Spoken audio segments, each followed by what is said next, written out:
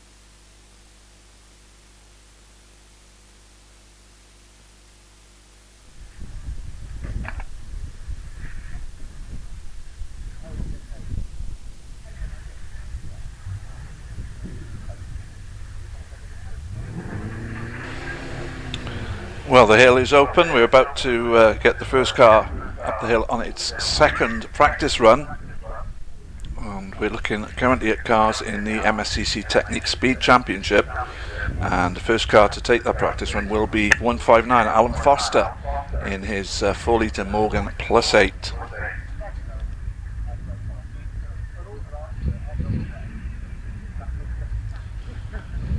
quintessentially British Morgan gets off the line, built of course in Malvern, and heads up towards the bridge, under the bridge at 59 miles an hour, and through Orchard then on up to Torres, and the section of the hill that was added back in 1960. Prior to that, they would turn in just where the car's gone past now. Now they're into, he's in rather, Alan is into Pardon, the hill, and the second hairpin and away up towards the S's. Through the S's then comes that British Racing Green Morgan, and then on up to the right-hander at semicircle, the final corner, before he crosses the finish line in a time of 55.91. Tom Purvis is on course now in his Morgan Roadster lightweight 3-litre machine, car number 160. He's in the S's at the moment. Just 2 miles an hour slower under bridge than the previous car, but we now switch to car 863, one of the shared cars. This is Georgina Dean in the +8 Morgan, again 4-litre machine, as Tom Purvis sets a 59.17.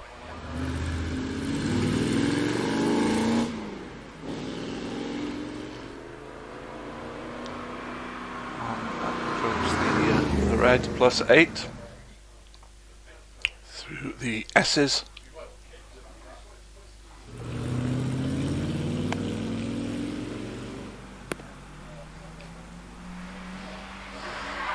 and then we cut to 161 Michelle Bailey in the +4 2-litre Morgan, as Georgina Dean records a 63.25. Georgina just coming into the S's, sorry, Michelle just coming into the S's now. And then we see the two-tone blue 162 car, Simon Baines in his 3.7-litre Roadster.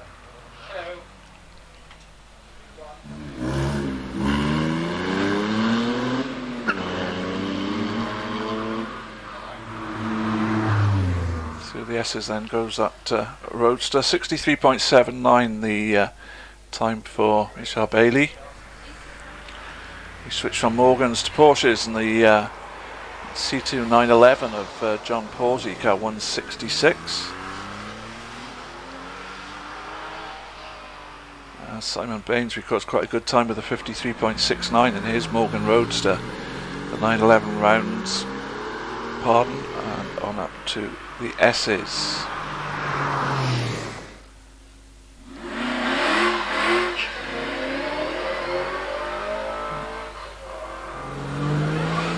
Re-engined Porsche then heads on up to semicircle, and we see the Aston Martin Vantage GT4 machine, 4.3-litre car, 168 the number, Peter House the driver, as John Pawsey's time comes up as a 58.22.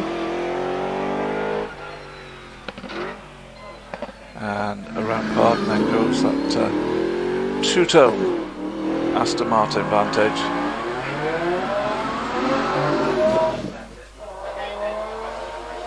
Into the S's, slightly bigger car to manhandle through the S's than the Morgans, of course. And then we see another Aston Martin, this is the DB7, the more recent machine, 167 Mark Chandler in the 3.2-litre DB7. As Peter House's time comes up, a 55.69.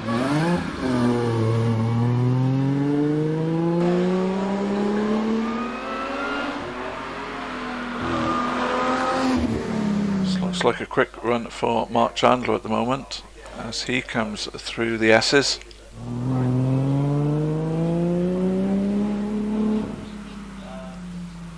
Half a second quicker than Peter House was at the same point on the track. And up to the line to record a 56.23, so slightly slower in fact than Peter overall. We've now switched to the TR Register Sprint and Hill Climb Championship, sponsored by Revington, and it is 172 Neil Revington in his Triumph Beta 2.5-litre machine. That's a little bit wide on the exit of Pardon, but manages to pull it back. Comes through to the S's as we cut to the next car. Philip Brown in his TR2 car 173. Neil Revington's time is of 54.62. Good time in that classic sports car. Philip Brown now heading up towards Pardon.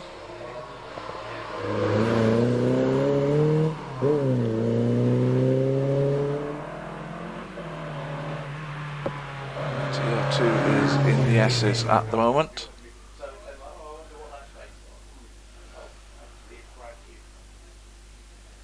And a rather newer TR. It's the TR7 of Rod Warner car 176 with the 3.5 litre V8 engine under the bonnet. As Philip Brown's time is 62.50. What can Rod Warner do against that? The Rover V8 engine under the bonnet, as I say, and then we see 175 John Blake in his Triumph TR4 2.3 litre machine. Lovely looking lines, I think, on these TR4s. 57.24 then for Rod Warner. John Blake at 175 now through the S's. A bit slower, not surprisingly, than the V8 machine that went ahead of him. He goes up towards semicircle.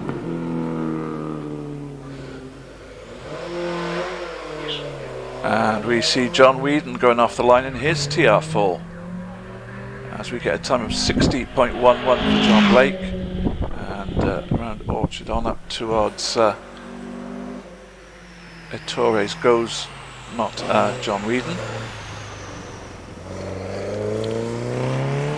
He's safely out of the hairpin, runs on up to the left-hander at Pardon.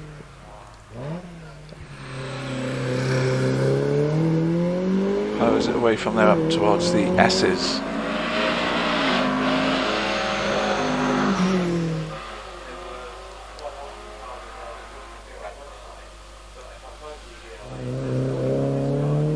Very wide on the exit of that last part of the S's, but keeps it on the black stuff as we switch to the TR7 2.5 litre machine 178, the car of Martin Payne. 2.5 litre straight 6 engine under the bonnet. John Whedon's time is of 56.47. As I say, we're still on the second practice runs at the moment. The competitive timed runs will be starting very shortly.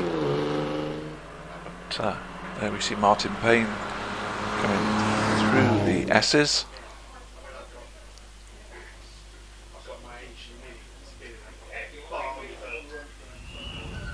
And 179 Nick Smith looks like he may have a problem, unfortunately, on his TR, and the red flags are out, and it's just a mechanical, or is it? We're just watching a replay at the moment.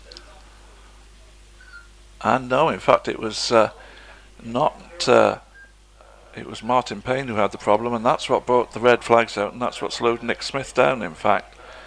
I don't think there's too much damage done to Martin's car, but the marshals will need to replace the markers on course, and Nick will have to head back down the hill ready for a rerun.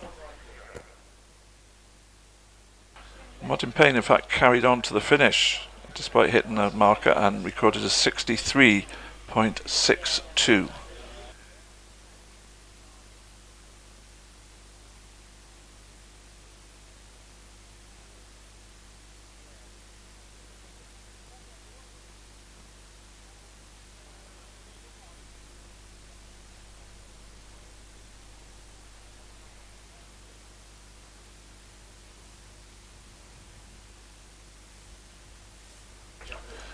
So we're just waiting for Nick Smith to be released to come back down the hill before we can get the runs restarted. Some sweeping going on by the marshals up there, clearing up the debris scattered on the track by Martin Payne. It looks like the markers are already back in, and as soon as the sweeping is completed we should be able to get things back underway.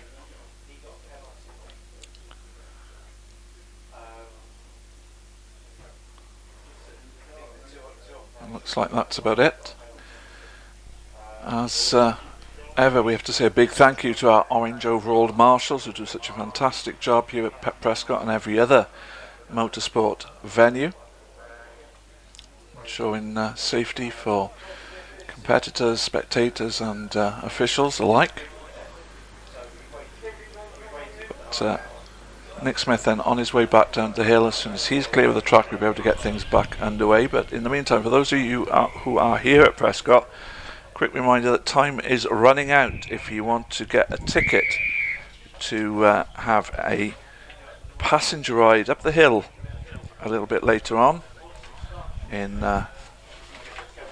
rather a special car, of course, because you will be going up the hill in a McLaren, the M12 of Rupert Marx, the 5.7 litre McLaren sports racer. It's a pretty unique opportunity, and tickets for the raffle to win that passenger ride are on sale at the Friends of Prescott shop in the paddock. Meanwhile, we are about to get things back underway. Car 180, Samantha Brown in the TR4 Triumph, about to take her second practice run up the hill.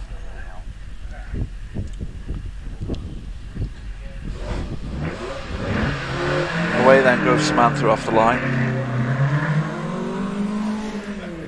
heads up under the bridge, and then into Orchard, and then it is the right hand hairpin at Torres.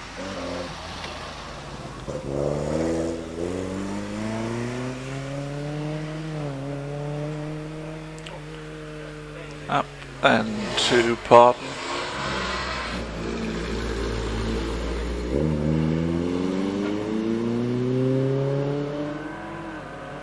and into the S's.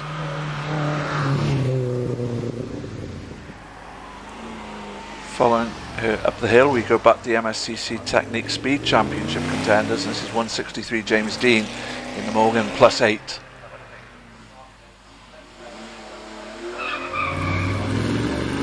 Cleanly around Pardon, as Samantha Brown records a time of 66.91 in her TR4. We watched the Morgan +8, the 4 litre machine. Quite a good line there out to the S's into semicircle.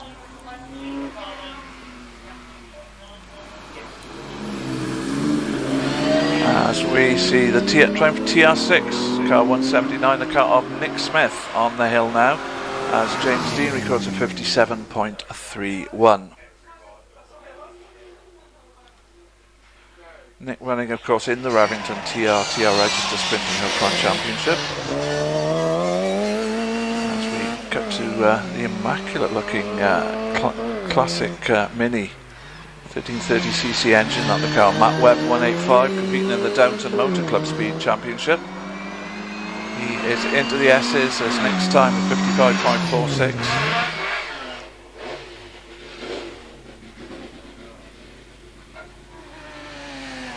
The second of the Minis, the red machine, number 186, Graham Gonzalez in his 1298cc Mini. Actually slightly quicker on the early part of the hill to Matt Webb, who does a 54.57. What can Graham Gonzalez do? But reiterate, this is still just practice runs at the moment. And only see the fairly heavily modified, looking very chopped Maguire Mini Cooper S of Derek Kessel, car 187, 1360cc engine, 53.27 seconds then from Graham Gonzalez. Good time then for car 186.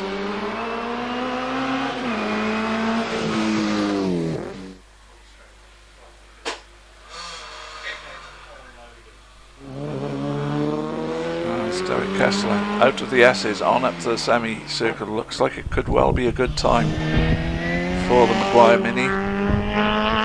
As he heads up to the finish line, indeed it is a 48.77 then from Derek Kessel, And we switched to the only non-mini, in fact, in the Downton Motor Club Speed Championship contenders, and that's Simon Fox, 188 in his 1400cc Renault Clio. He goes around Pardon.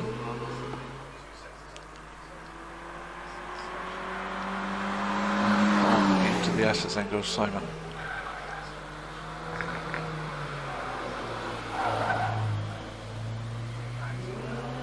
Using all the road coming out to the last part of the S's on up to semicircle.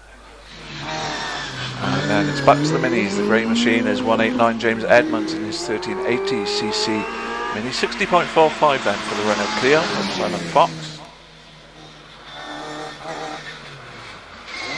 James Edmonds then comes to the S's. On up, looks a very neat, very clean run this as he goes into semicircle. Out of semicircle he comes now, and on up to the finish line to record a 55.63, and we switch to the 500 Owners Association Championship, and first car onto the hill, Vic Dean in the Mark 9 Cooper with the 500cc V-twin engine powering it, of course. Car 901 then, Vic Dean, Cooper Mark 9, and away he goes.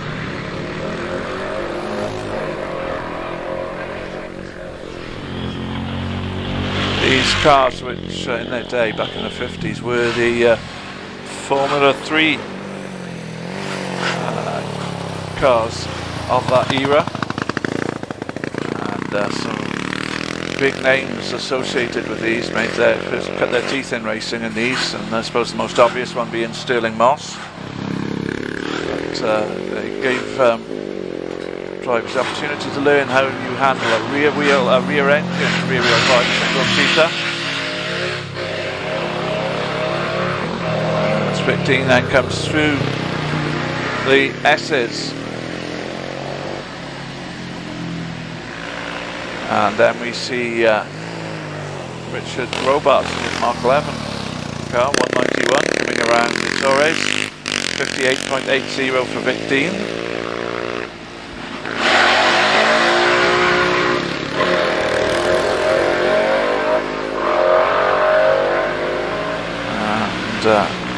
Richard Robarts, looks like a good run for him. He comes into the S's now.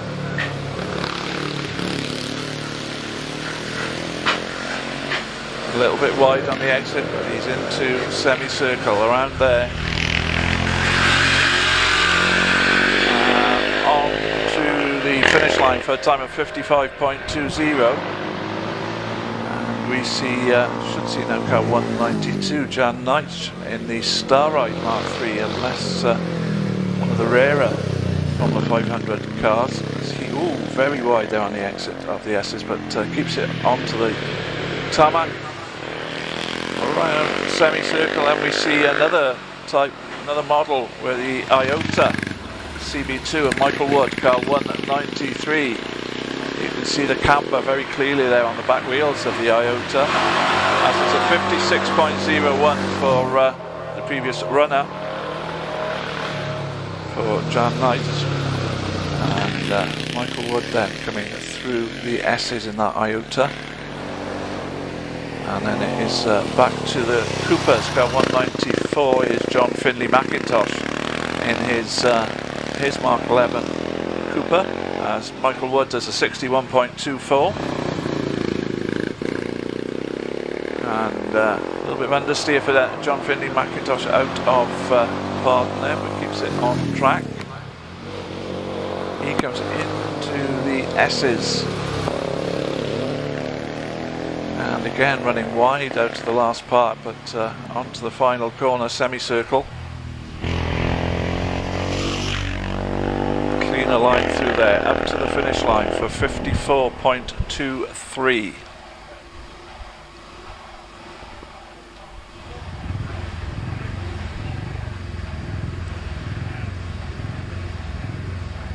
Marshall just making sure that Andy Rayner's safety clothing is all properly fastened up for protect him should he be unfortunate enough to have a mishap on the way up the hill. He's on his way up now in the Mark 5 Cooper 500, car number 195. Under bridge at 55 miles an hour, around Orchard into Torres.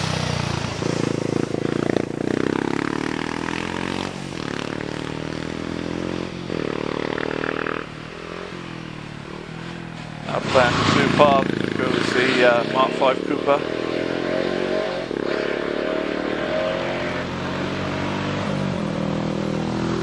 Plenty of shade and light for the drivers to contend with as they go their way up the hill to the trees and come back out into the open. As we see the Creamer Special of Mark Riley and the classic 500 pose there of Mark Riley as he hangs out the side. Got a little bit of a lock-up, nothing too drastic into Pardon. And on towards the S's.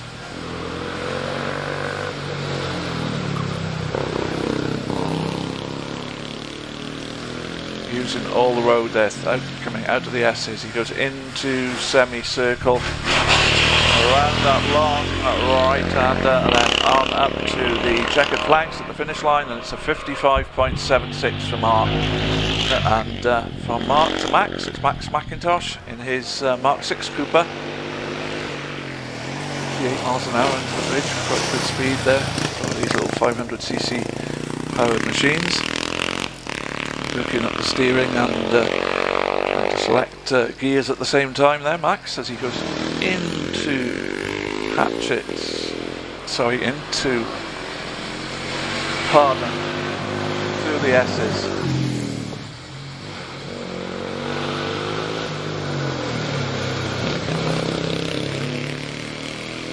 Out to the S's he goes, into semicircle, up towards the finish line to set a time of 57.06. Well, now we see a front engine 500 car. Everything, all the 500s up to now that we've seen have been rear engine. This one front engined. It's Timothy Densham, car 198 in the WHD Formula 3 machine.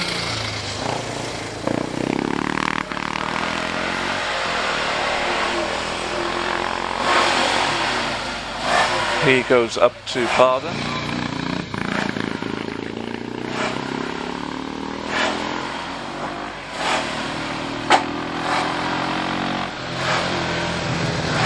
Through the S's then.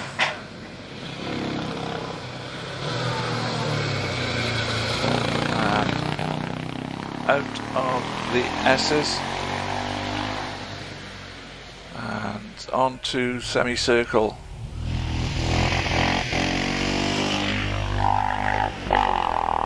On up to the finish line. 65.09 the time for Timothy Densham. On the line at the moment, it is being pushed back from the line. 199 is Alistair Dent, who just stalled the car on the line. I don't think he's going to be able to retake the start at the moment. At least looks like he's got a problem with his Hornet F3 car, pushed away from the start line.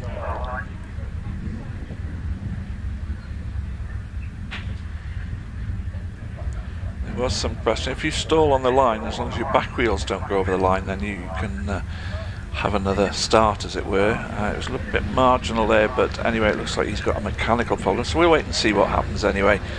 But car 202 is Charles Reynolds in his Cooper Mark 7. This one an 1100cc machine. Still sporting that V-twin engine though.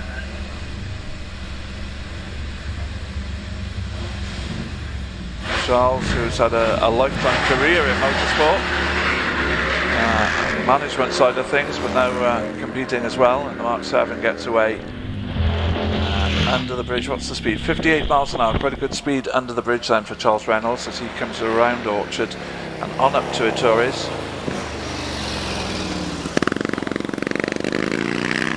A little bit wide coming out of there, but he keeps it on the tarmac. Torres and on to Pardon. Slightly tighter line out of Pardon. The previous corner, up to the S's he goes then in that Cooper.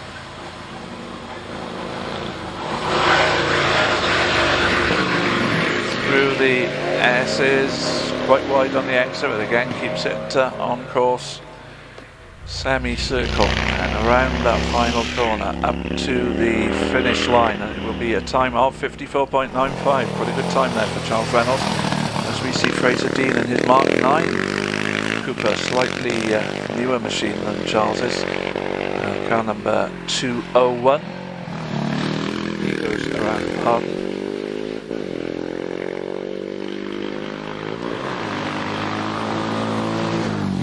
Through the S's then. Cooper was, certainly in Britain, was the really the old conquering Formula 3 car in this 500cc era. Slightly different in other countries, in Italy for example. But Cooper certainly in Britain, but it was the car to have at the beginning of the day. And that's a 54.86 then for Fraser Dean.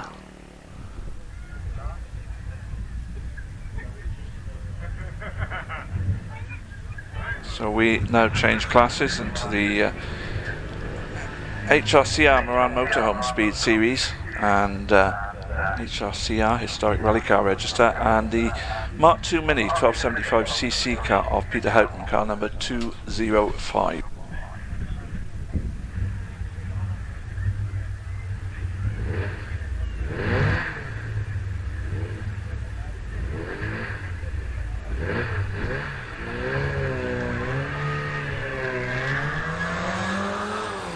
So away goes Peter then in that Mini.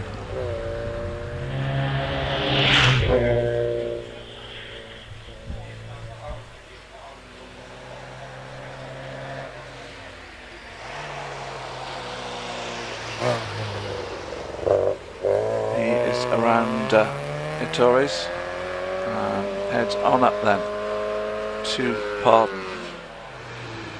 Brake lights, around he goes. Powers it out of the hairpin. On up towards the S's.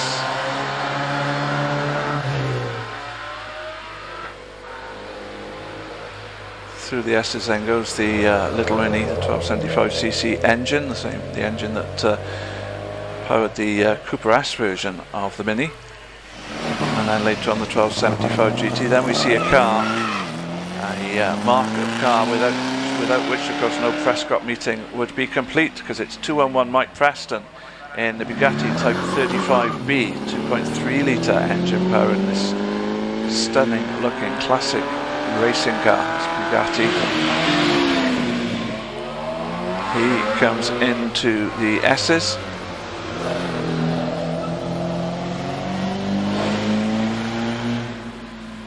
Up to semicircle he goes, and we see the slightly later car, the Bugatti Type 51 212 of Colin Bullock. Again the 2.3 litre engine, but this model not as successful in terms of race wins, although it did win one Grand Prix. I believe that was Reims in France that it won a Grand Prix, but it was running in an era when both the Italian and German governments were pumping a lot of money into their motorsport competitors, and really Bugatti didn't have the money to compete with them.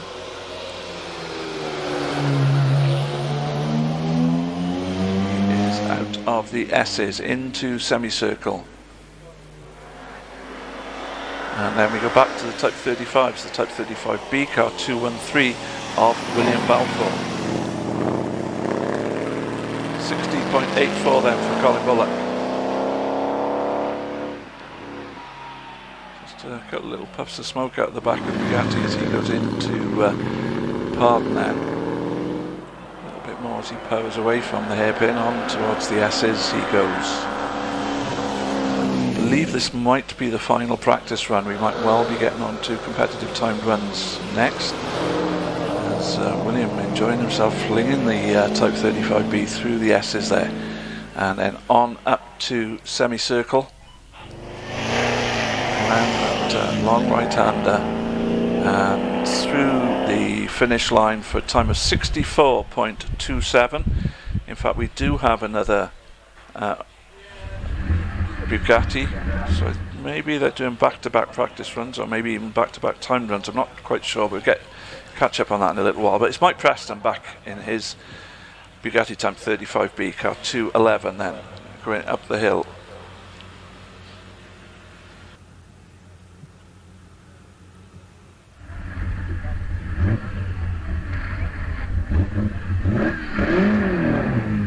So away goes the classic Bugatti.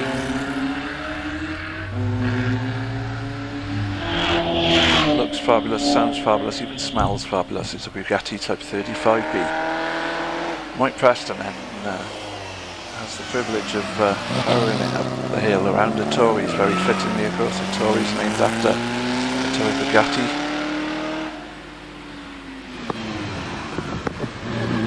Around Pardon he goes. Bugatti's using this hill since 1938, albeit without the Ettores loop in the early days. That, as I say, was added in 1960. And this venue has been hosting competitive motorsport since 1938, owned by the Bugatti Owners Club. Colin Bullock there in the Type 51 going around Ettores. 58.76, Mike Preston.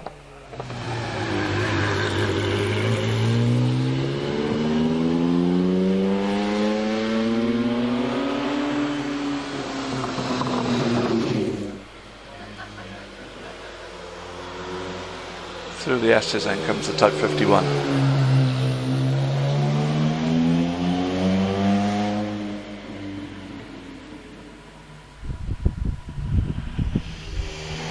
Of semicircle,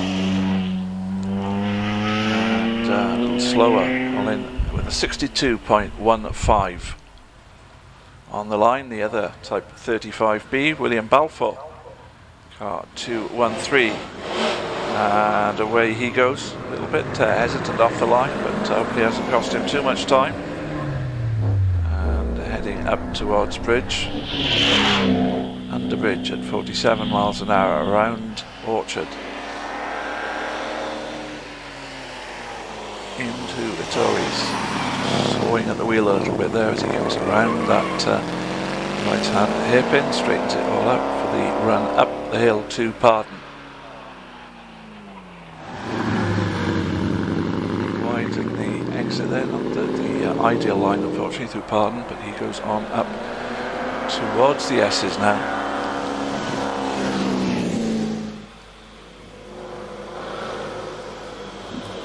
The S's he comes.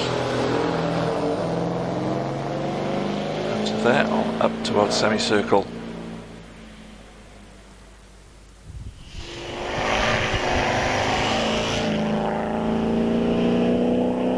And William Balfour records a time of 63.88, which I think makes Mike Preston faster so far in amongst the Bugattis.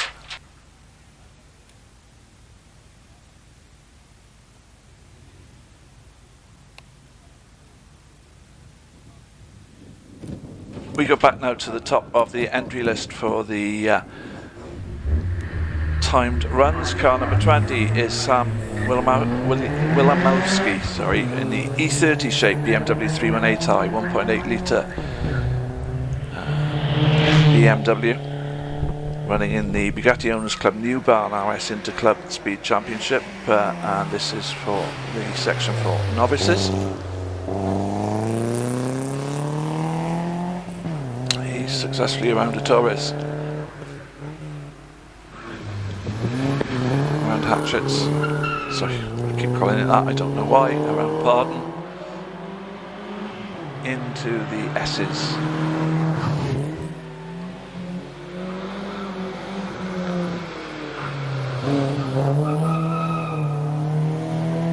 Out of the S's on up to semicircle goes the BMW. As we see the car 21 Peter Baker in his Daimler Conquest 2.4 litre machine from the 1950s. 57.1 then for Sam in the BMW. Peter Baker, the man behind the Retro Speed website, which is always worth a good look for information on the classic motorsport scene. He is out of pardon. Coming up towards the S is the Daimler Conquest, gracefully making his way up the hill.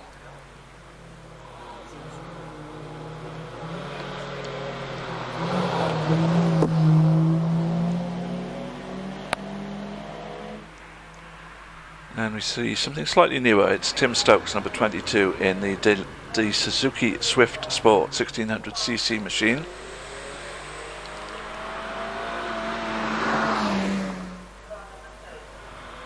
As Peter Baker records a 71.45.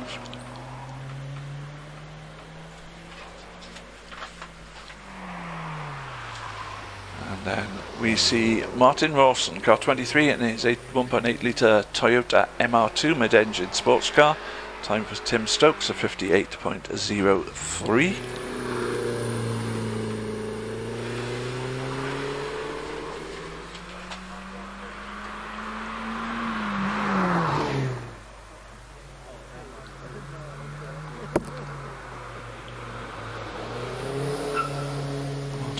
There in the Toyota MR2 coming through the S's on up towards semicircle, and we see the Rover 200 BRM version 1.8 litre car number 24 of Peter Cooper, as we get a time of 57.80 for Martin Rawson. Slightly slower than the BMW, the first car to go up the hill, but in second place in effect at the moment. The Toyota Yaris 1600cc machine of Malcolm Evans next, car number 25. Very popular on the road now, these Toyota Yarises, and becoming increasingly more popular for speed events as well. Very nimble handling machines. Peter Cooper's time 61.23 in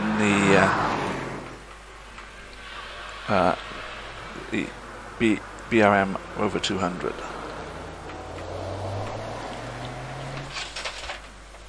So Malcolm Evans getting near the top of the hill as we see the Mazda MX-5 of Richard Morris, car number 26.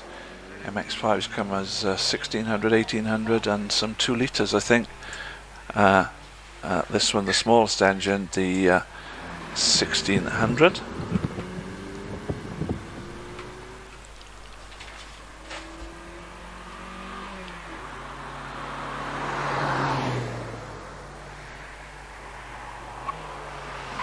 See Oliver Meek in his Ford Fiesta ST 1600 machine, going now into pardon.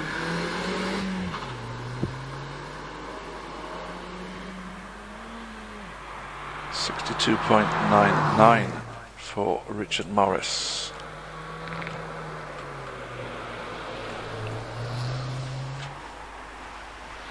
Another Ford Fiesta ST, this is an ST2, car 747, running in a different class. In fact, it's the expert class of the Bugatti Owners Club New Barn RS Interclub Speed Championship. 54.65, good time for Oliver Meek. Quickest in class for Oliver then. As we see Sarah Davis heading through the S's.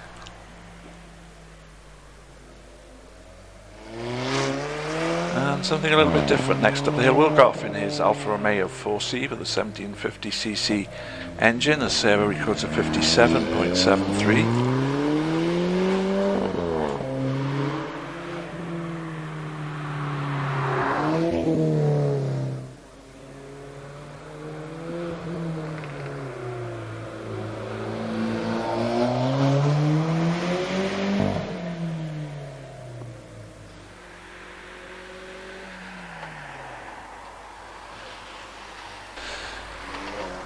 743 is the Renault Clio RS of Peter Hawkey.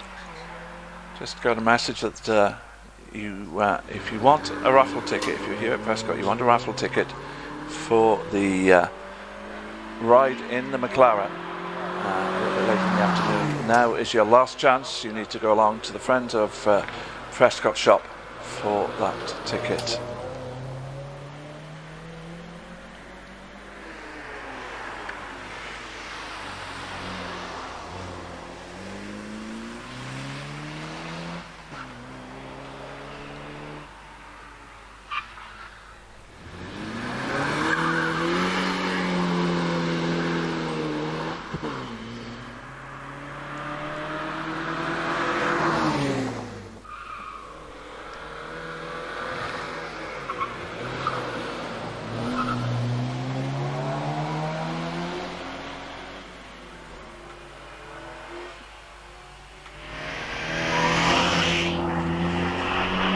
So going to the line now, Paul Renison in his S2 Porsche 944 with a time of 54.23, and he's followed up the hill by car number 32, Andrew Wilcox in the Caterham Super 7.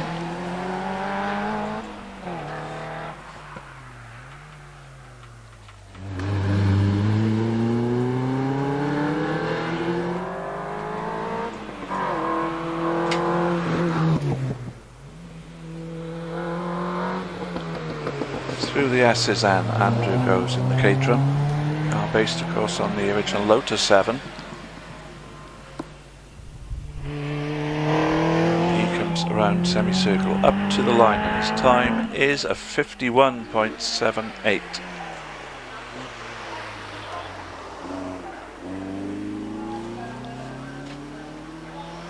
We see Steve Perry in the Mazda MX-5, 1.8 litre version this one. Number 33.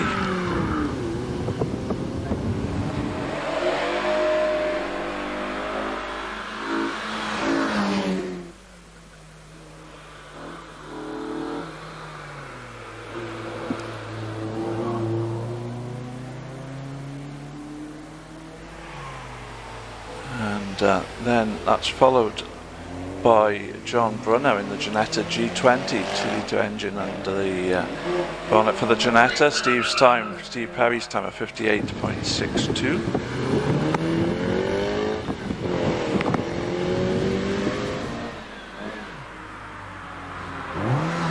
Brunner then running into the S's as we see a true classic machine, the Jaguar XK120 of Ian Beattie, car number 35. 3.8 litre, absolutely fabulous looking machine with a wonderful registration number on it as well. As John Brunner is coming towards the line in the Ginetta and does a 59.80.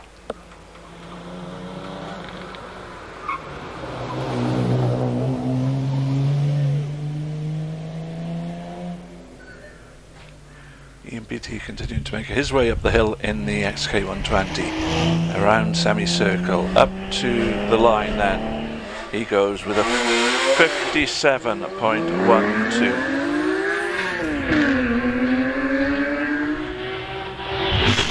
And we see the Porsche Cayman. Porsche Cayman S in fact, car 37, McLaren, 4 litre engine. Getting out onto the grass a bit there after Ittori's into Palm he goes.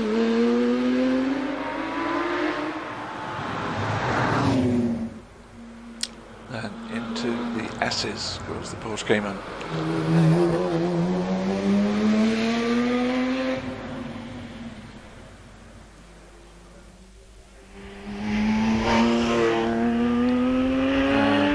Heads under the banner in a time of 51.30. He's followed by another Porsche Cayman, but this is a Porsche Cayman S, slightly smaller engine size, the 3.4 litre car, Alan McFarlane, car number 37.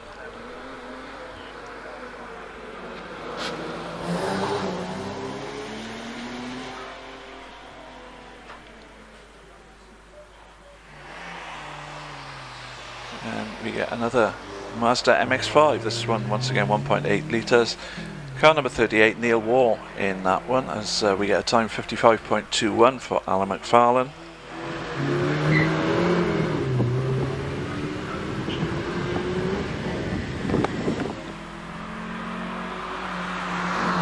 We see the MX-5 then coming up to the S's.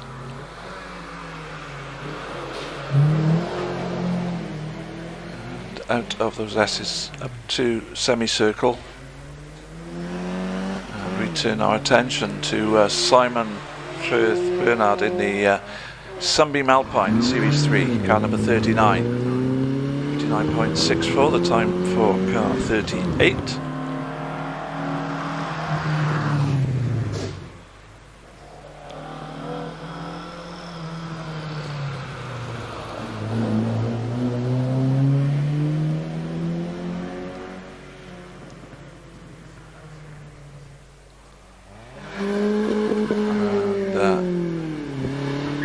And we see Ben Williamowski, who's quite a bit of smoke from the car then, but nothing too dramatic by the looks of it. Ben, we saw Sam Williamowski in the novice category. Now in the experts we see Ben Williamowski, again a BMW 318IS. 59.84 for car number 39. Rob Guttridge is in the Renault Clio RS, car 45, as Ben Williamowski does as 56.66.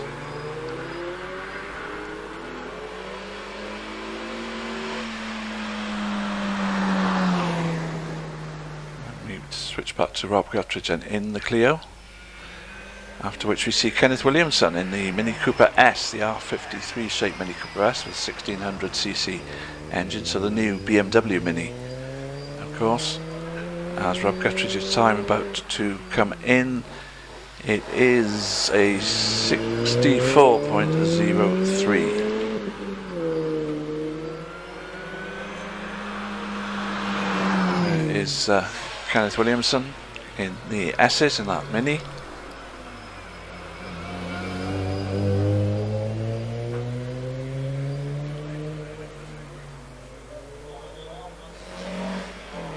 After that, a rather older car, the Alfa Romeo GT 1600 Junior, 1600cc, of course, car number 48 of Alex Risk. Kenneth Williamson's time, car 46, is a 58.82. We look then again at the Alfa Romeo. Pressing on up the hill in that car from the 1960s. Drifting it nicely around semi-circle and for the line for 58.45. In car 49, the Mazda MX-5 is Richard Durand. Once again, it's a 1.8 litre version.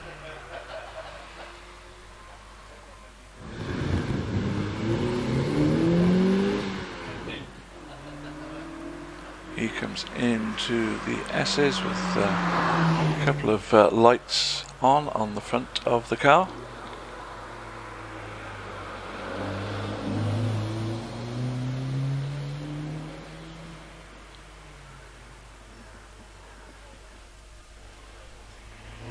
Round semicircle he comes then to set a time of 62.57.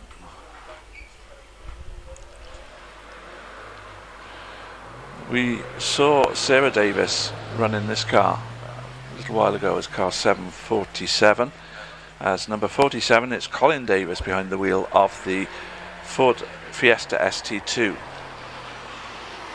And Maggie Richards in the Renault Clio RS200 that previously went up the hill in the hands of Peter Hawkey a little bit earlier on. Colin Davis does a 57.67. So he is actually 0.06 of a second quicker than Sarah Davis was in the same car.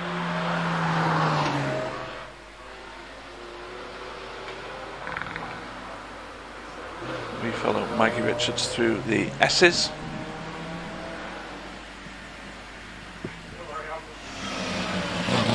And then we cut back to the Bugattis now on their timed runs. Mike Preston in his Type 35B first to go up the hill, as Maggie Richards does a 59.12. So a little bit slower than Peter Hawkey was in the same car.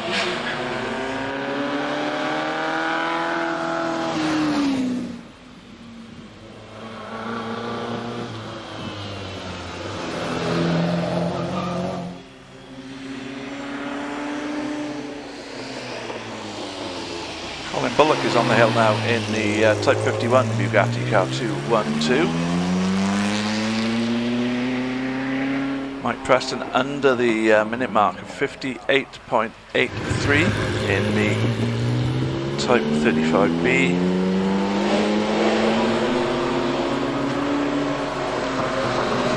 Colin Bullock it is now who's heading into the S's in that Type 51. All the Bugattis here today with the 2.3 litre engine.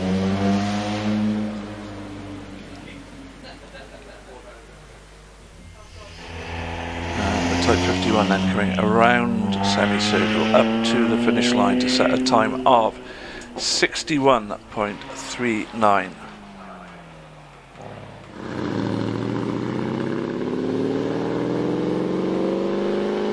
On the hill at the moment is William Balfour on his Type 35B 213.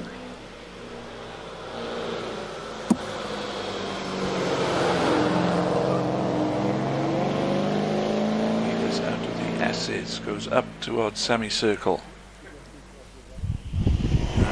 His time is a 62.66. This is, however, a handicap class, so it isn't based on scratch times, but on how close you get to your handicap time. As is normally the case, the Bugatti's taking their 2 runs back to back, so Mike Preston is back on the line in car 211. 58.83 his first run time. And an aggressive start off the line there, and away he goes. Under the bridge he goes at 55 miles an hour. Around Orchard on up to Ettores.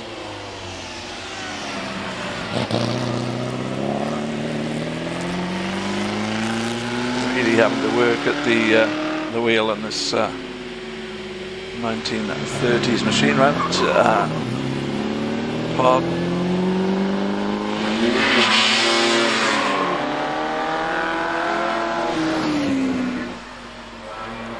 Into the S's again.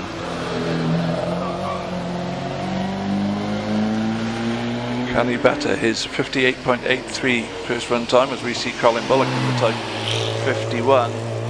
And the answer is yes, he does improve. Mike Preston, a 58.83 on the first run. Second run is a 58.26.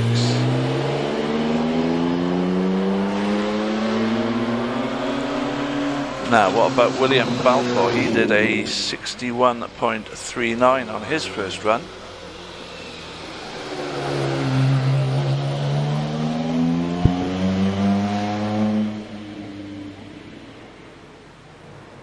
So it was Colin Bullock that did the 61.39, and that's who we're watching at the moment. And he improves with a 60.65. Now we see William Balfour, whose first run time was a 62.66. Into the S's he comes.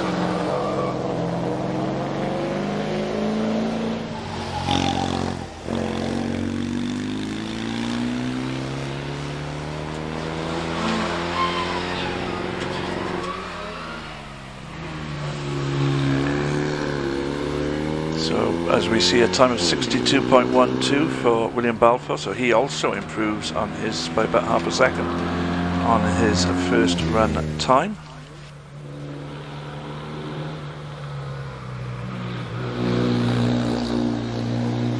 We have switched to the Bugatti Owners Club Fassi Classic Speed Championship for pre-77 saloon cars. Lee Carter first up the hill in this class in the Fiat 695 SS Abarth. Then we get the Austin A40 Farina of John Louch as Lee Carter does a 65.19.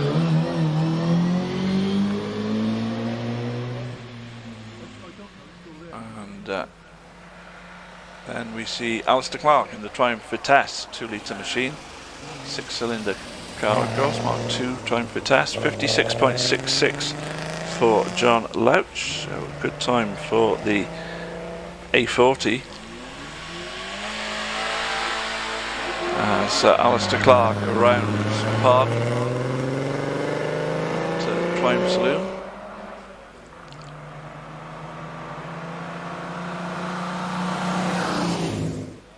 Into the S's then comes the Vitesse.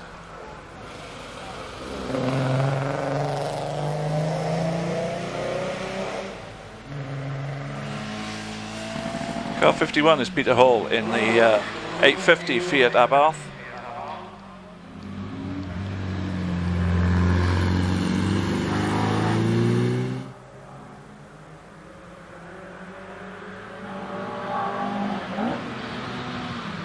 So time for Alistair Clark is 70.52 in the Vitesse. Peter Hall in the Abarth on his way up the hill, but now we see the 2-litre Mark 1 Escort of Martin Saunders. Very immaculate looking car, beautifully turned out.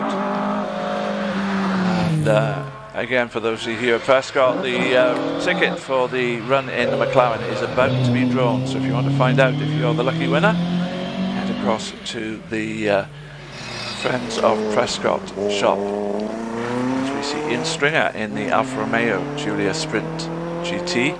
2-litre machine, 54.12 for the Mark 1 Ford Escort.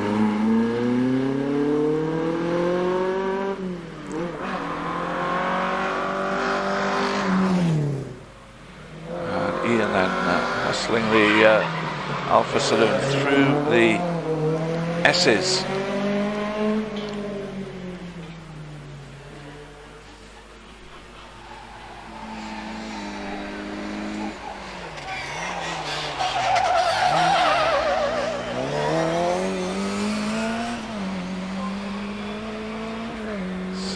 Some interesting lines there for Matt Clark in the Mini car 55 as we get a time for Ian Stringer of 54.30.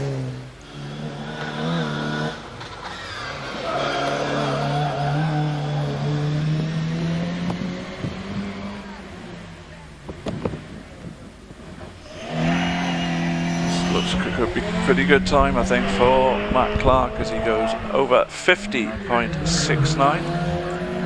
Fastest in class so far. Next on the hill is John Barber in his Fiat Abarth 850 Nürburgring, actually 1050cc, despite the 850 the name. Left-hand driver, because I'm not sure this particular model was ever imported officially into the UK. Classic rear engine Fiat configuration with the engine cover propped up to let some air get in there.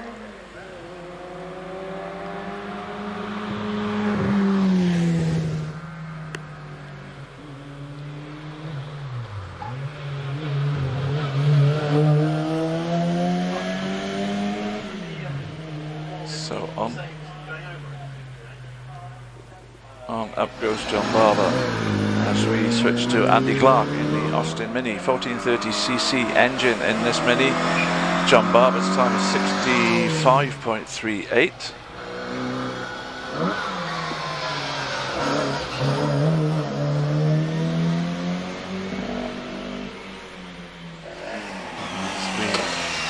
Look at the immaculately turned out Mark II Ford Escort 2-litre Mark Hobbs car 58.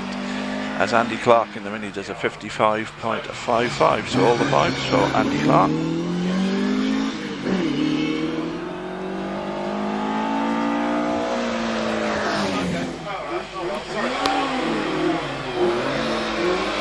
Mark Hobbs then coming through the S's in his Mark II Escort. And the winning ticket number for the ride in the McLaren is yellow ticket 449. Yellow 449. So if that's you, go along now as soon as possible to the Friends of Prescott shop and they will sort out your passenger ride for you. And thanks to everyone who supported Friends of Prescott, a very good cause, by buying those raffle tickets. Andrew Caney there in the Hillman M 1020cc They were manufactured as either 875 or some 998s, this one being brought out to 1020.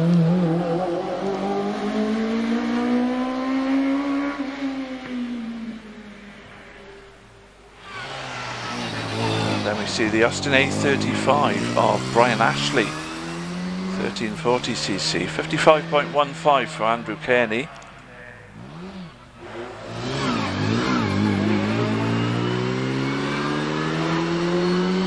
Brian Ashley does, it goes through the S's, sorry, in the Austin A35.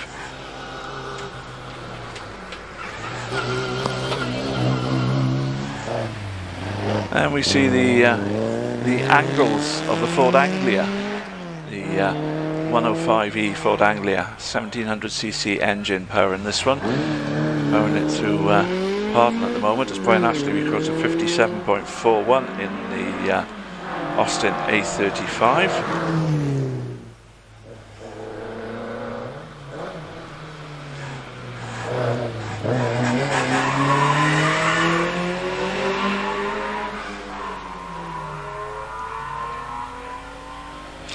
Car 64 is Gary Cox and his Reliant Scimitar GTE with the 3-litre Ford V6 engine under the bonnet. He's coming up to Torres, 56.51 meanwhile the time for Dave Parr.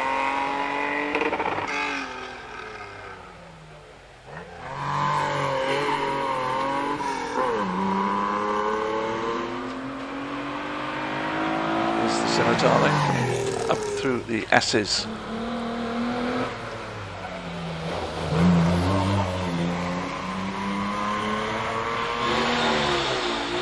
Fairly clean run so far as he goes into semicircle and will record a time of 53.75.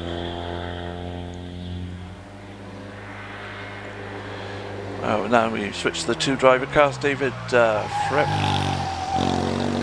car 65.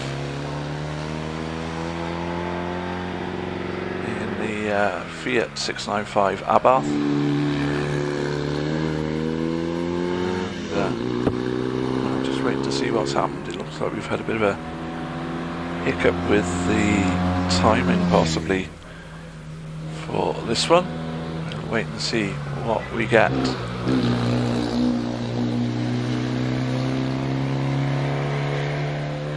Well, it's still showing on my other screen, in fact, not on the live stream screen, but on the computer screen. David Fripp records a 69.68. So slower than his fellow driver of the Fiat, Lee Carter.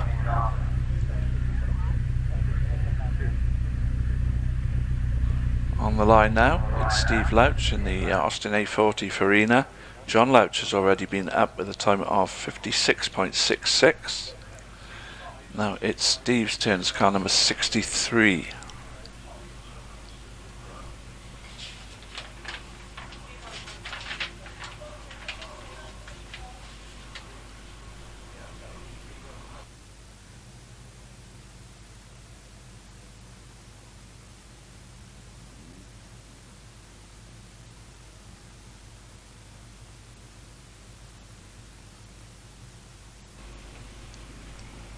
Well, Dave, I have to agree with you with the huge variety of hill climbing of cars you see. Hill climbing is a big part of the appeal of the sport, I think. And thanks for the message from Shane Reynolds over in Brisbane in Australia. Love the coverage, says Shane. Well, we're glad you're enjoying it. Stick with us.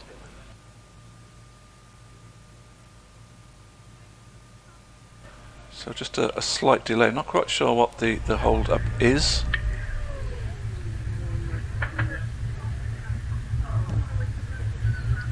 It might possibly be an issue with the timing gear by the looks of it.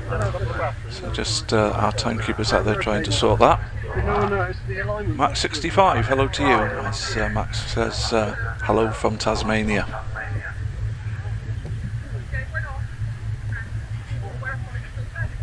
And another message from Sydney, Bob351, hello from Sydney, Australia. This would have to be my favourite hill climb track to watch the action.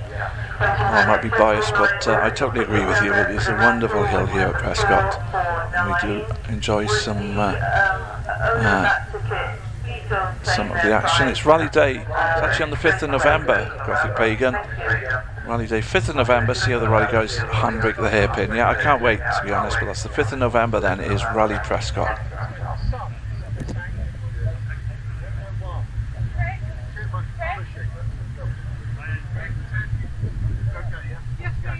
So it looks like we're about ready to get things back underway. The timing equipment has been sorted. And it is Steve Louch who's been waiting patiently on the start line in that Aston A40 Farina 1380cc machine, and away he goes.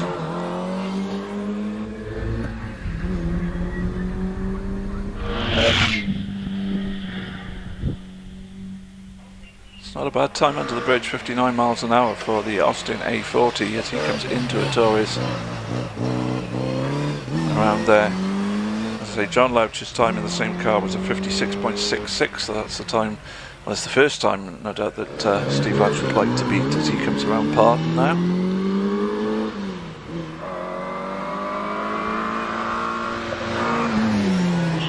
On up the hill.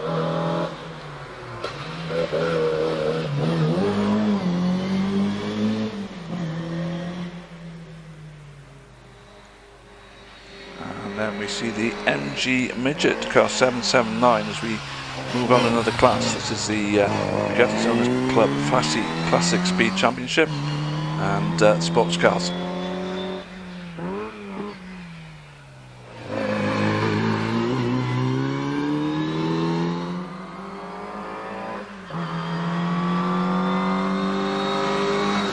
Steve Louch's time, by the looks of it, was at 55.74, so quicker than the 56.66 of John.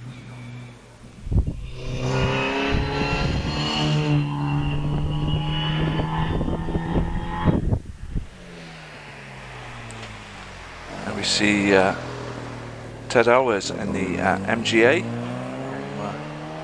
2-litre MGA, car number 72, heading up towards Pardon. Tim Cross's time in the MG Midget of 56.89.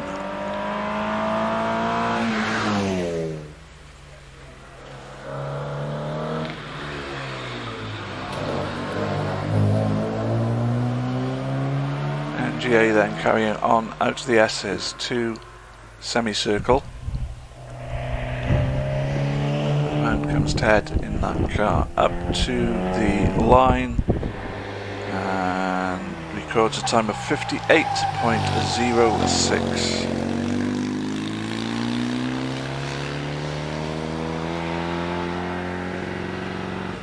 And we see David Fripp in the Fiat Abarth 695 moving out of Pardon.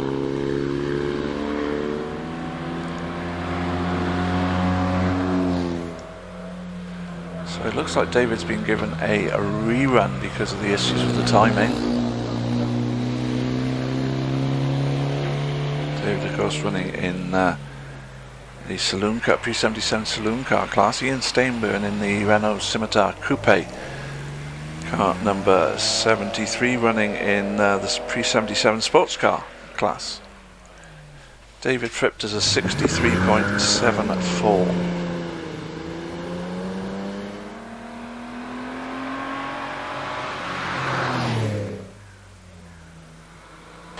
So we see that Reliant Scimitar coming through the S's. So say a 3-litre V6 Essex engine, Ford engine under the bonnet. The Lotus Elan S1 GTS 1600cc car 74, Stephen Akers. Slightly nimbler car than the Reliant Scimitar, but not as powerful. Ian Stainburn's time at 56.74.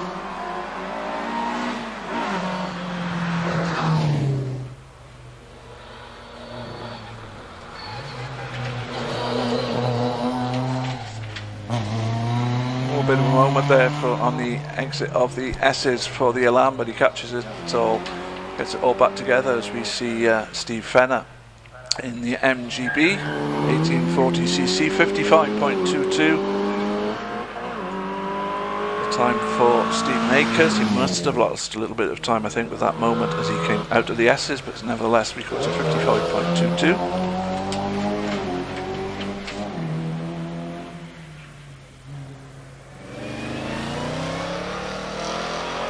One of the larger saloon cars here today, you'll run in the sports car class, of course, Timothy Brook in the Chevrolet Corvette, 5.8 litres. 53.56 is the time for the MGB of Steve Fenner.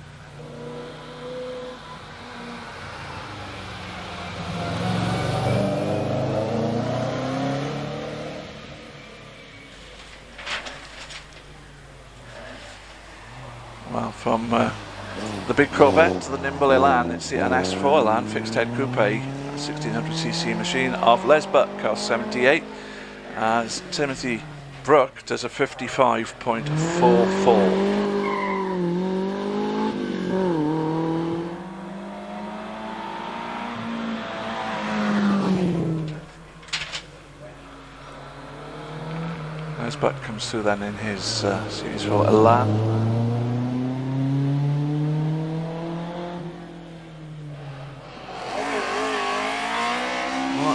Car 54, so we're going back to an earlier class of the 1 litre Hillman Imp on the hill at the moment. 58.76 for Les Buck.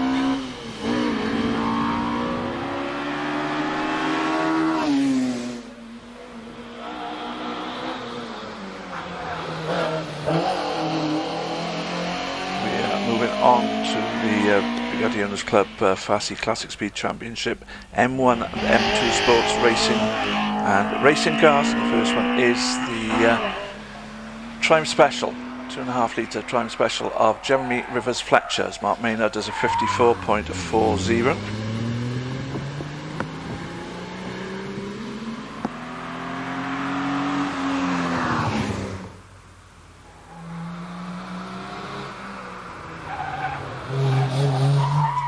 The other car in the class, as Jeremy sort of flings the Triumph Special through the S's, the other class car, there we have it, the Elva Mark 7 of Martin Jones 1600cc machine.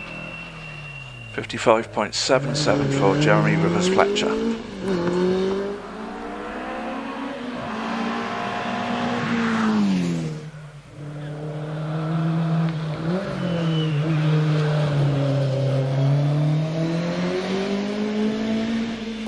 Like a good run for Martin Jones in the Alva as he comes into semicircle and up to the line to do a 50.34. We go back one class as we see Ben Cross in his 1380cc MG Midget, car number 79.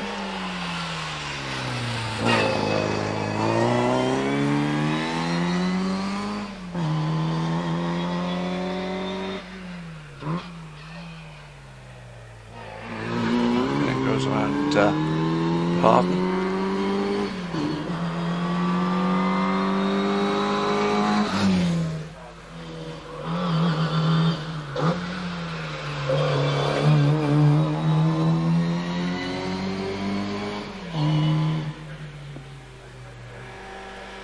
And we see Frank Ashley in his MG M-Type, because we've moved on now to the Bugatti Owners Club Handicap 347 class, 847cc. The Bugatti M-Type.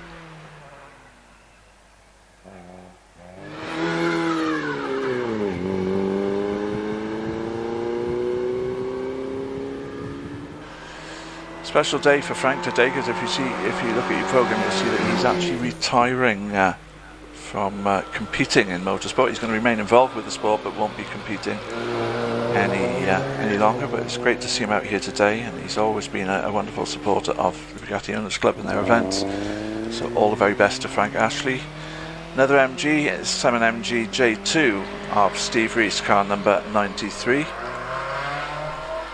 Frank Ashley's time is a 71.28.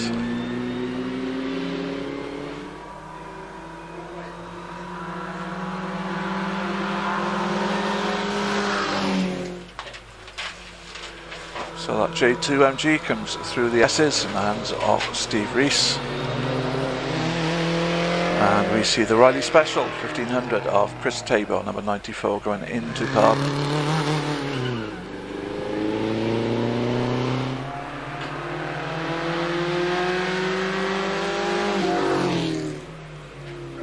.74.81 is the time for Steve Rees in the J2 MG.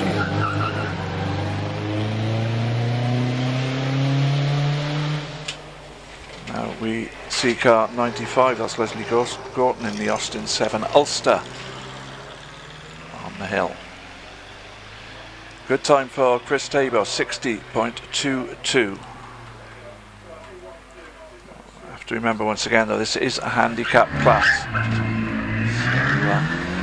Well, now we see the man behind Prescott Stunt School, which is an event that you can do here at Prescott and learn how to do some stunt driving, but the man who runs that school, British Auto Test champion, and he's competing today in this Morris Mini Cooper S. Lovely looking, original looking car.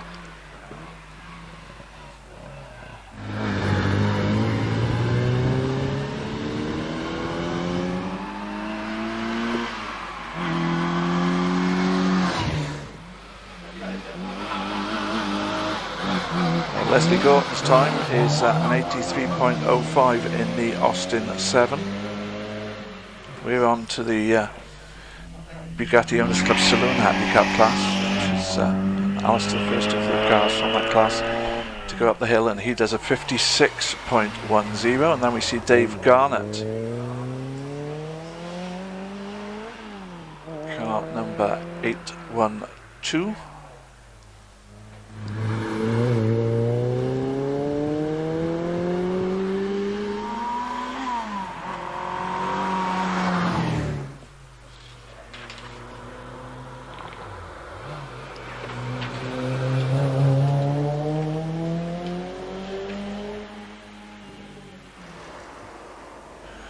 Another of the Toyota Yaris GRs, this time it's 97 Zoe Shearman in that car.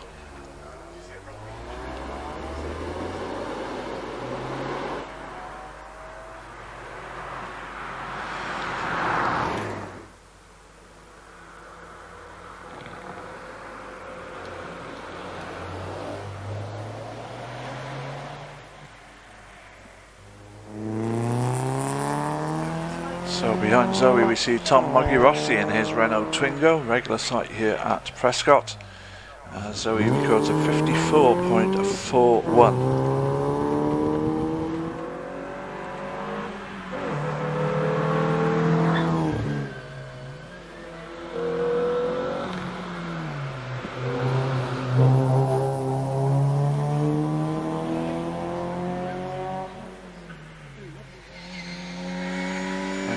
In his 1380cc Austin Mini Clubman is next into Ettores. Tom Moggy-Rossi's time of 58.11 as the Mini makes its way up to pardon. Nice looking Clubman front end on that Mini, and that car looking very good indeed.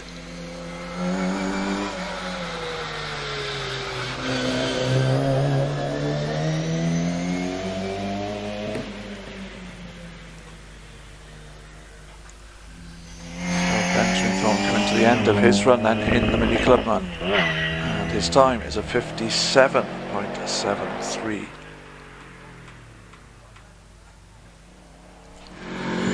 Phil Fisher in his Subaru Impreza WRX 2-litre machine is on the hill.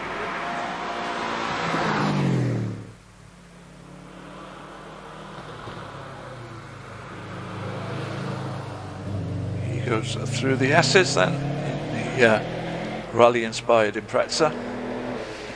And then we see Peter Knight's car 101 in the Rover Mitsu Metro 6R4 replica. And if you wonder what that's all about, it might look like a Metro 6R4, but it began life as a standard Metro 1300 automatic. The bodywork was modified considerably, as you can see, and then they put the engine from a Mitsubishi 3000 GT into power it, and that is the long-winded name for that car. As we see car 102 Mark Linforth in his 2-litre Mark 1 Ford Escort.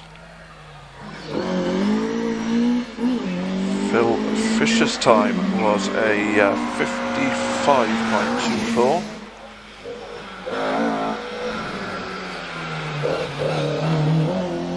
Peter Knights does a 55.02 in the 6R4 replica.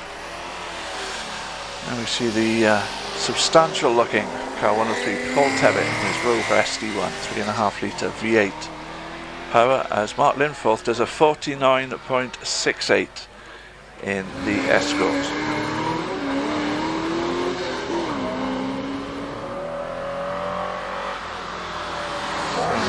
Quite a handful for Paul Tebbit to get up the hill here as he comes into the S's, but he's doing it pretty well at the moment. We switch to Thomas Tremolo in the Subaru Impreza, this one a 2.1 litre, slightly later model Impreza. As Paul Tebbit's time in the Rover is 58.92.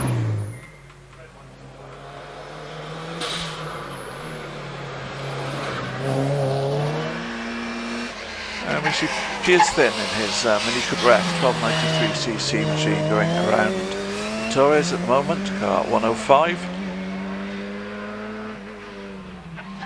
We get a time for the Impreza of Thomas Tremolo, 52.52.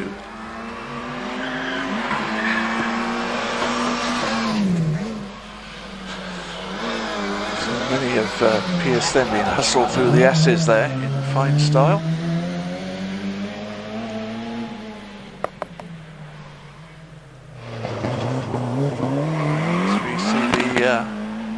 Mark II Escort, the RS2000 of George Harding.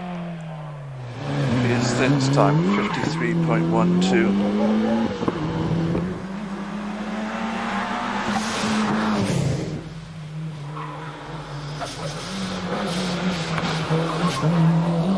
So George Harding really pushing through the S's there. Oh, nice slide out of the semicircle there, really nice. That final corner, we get a replay and opposite lock, classic rally style motoring there for Piers Thin. Sorry, for George Harding I should say, as he does a 49.92, so under the 52nd. And if you think things are all gone very quiet at the moment, that's because we have an EV, an electric vehicle on the hill at the moment. It is the BMW i3 EV of Ross Lammas, car 108. For some people this is the future of motoring and a future of motorsport, but I'm not sure that's a universally held opinion at the moment.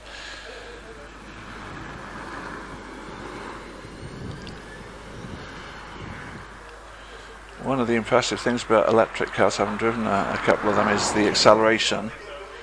Not quite so impressive with some of them is the range between recharges, but it's very much a city car, the i3, so limited in range, but not meant to be doing a long distance journey. So what time can Ross Lammas do in the electric BMW i3? He comes to the line for 57.75.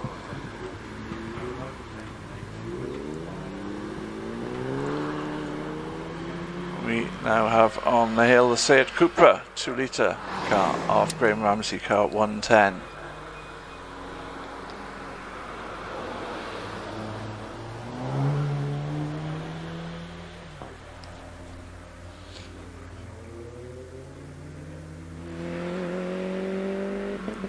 From that to the Citroen Saxo VTR 1600cc machine of Edward Cotton, as Graham Ramsey does a 59.11.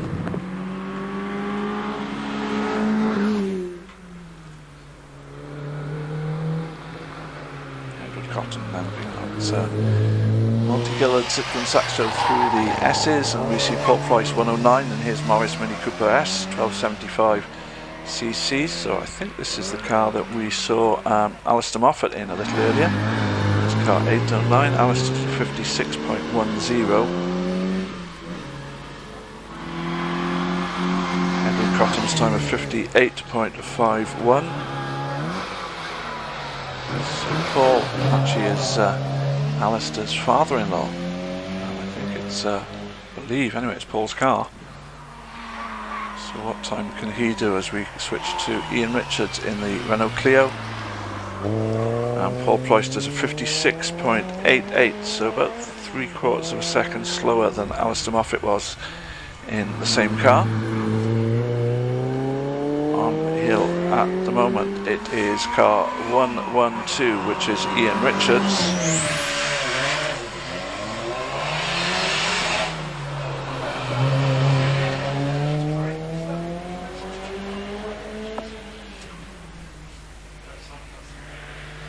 And we see car 40, Tim Jeffrey in the Alpine GTA 2-litre machine.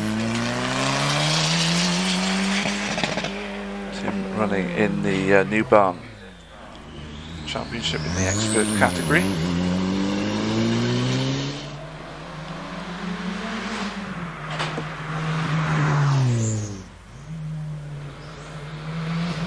comes to the S's in that A310 Renault Alpine, quite a heavily modified machine. We see the TVR Griffith, the Blackpool built machine of Sheila Ash 821, 5-litre engine under the bonnet, V8, and fiberglass bodywork keeping the weight down to make it a very, very rapid car indeed, as car 40 does a 52.91.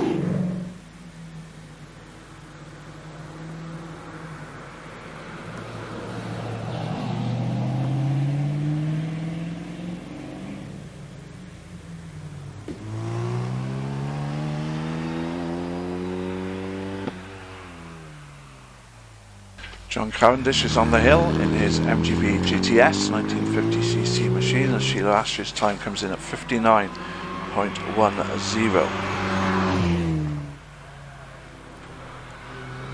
So again, we're on the 2 driver cars at the moment, and we are in the Bugatti Owners Club Sports Handicap class.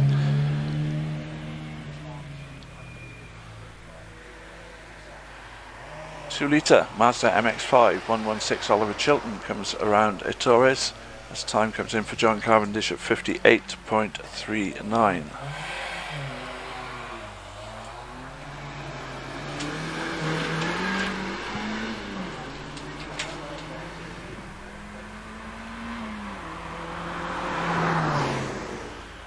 So the Mazda Mark 5 then through the SS Mark 5, but MX-5 of course through the S's, as we cut back to the Buckler Mark 5, hence my confusion, of Keith Thomas 1172 machine, but of course this is a handicap class. 57.76 for Oliver Chilton.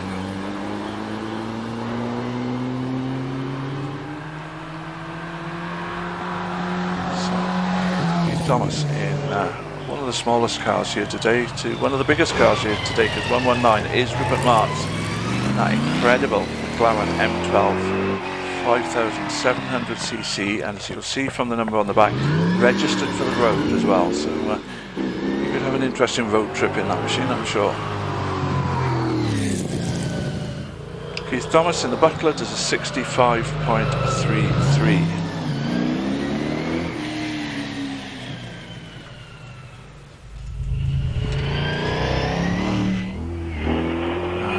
Line comes Marks for a 45.80, surely our quickest time of the day so far. Noel Waugh is in the 948cc Austin Healey Sprite. It's a frog-eyed Sprite, so called because of course of the headlight configuration on it, which you'll see in just a moment as it comes through into the S's.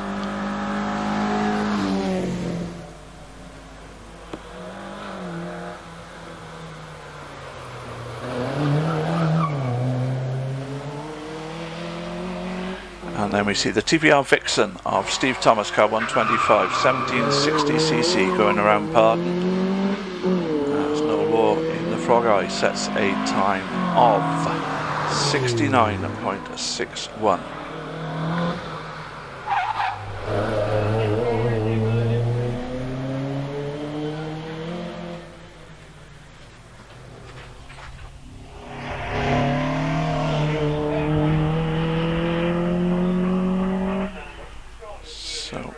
Incident on the hill at the moment. I think Steve Thomas completing his run with a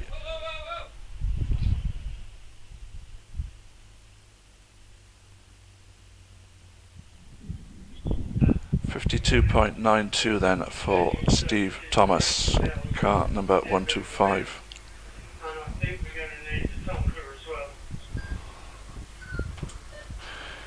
So an incident at Ettores.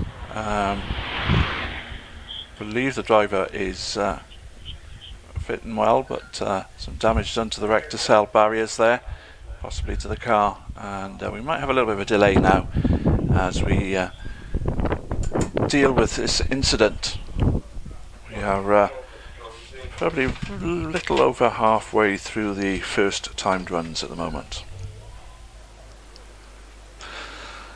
So as you say, red flag on the hill, and whilst that's being dealt with, I'm going to take a very short break.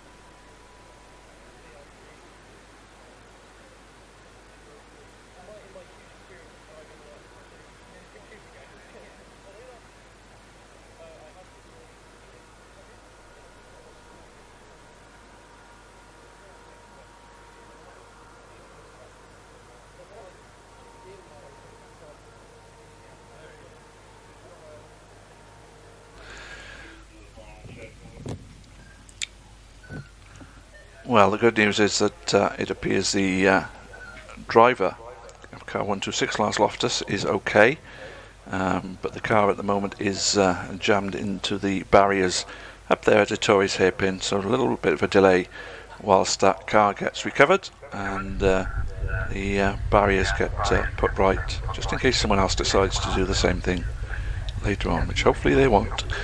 But as I say, just a short break whilst see our chief timekeeper there, Roger Warren, just checking out the equipment, and that reassuring gesture, I've no idea what's going on, but I'm sure he knows exactly what's going on. Really, they do a terrific job, as do all our officials here at Prescott, and we have to say a big thank you to each and every one of them. You will have heard me announce the number for the winning ticket, raffle ticket for the ride up the hill in the McLaren M12. I'm not sure who the winner is. If you hear any more, I'll let you know. Also not sure, there were some tickets up for sale for Donington Park tomorrow, the penultimate round of the British Superbike Championship. Somebody had 5 tickets that they were unable to make use of. As we see now the scene at Ettores, a bit of work to be done there for the marshals to get all that sorted out. But as I say, there were 5 tickets available, and well, if it's anything like the previous round at Alton Park, which was pretty spectacular and a little bit controversial to say the least, well worth a visit. If you think you can make use of those tickets and you'd like to make a donation to the Friends of Prescott, then please go to their shop in the paddock and have a talk to them.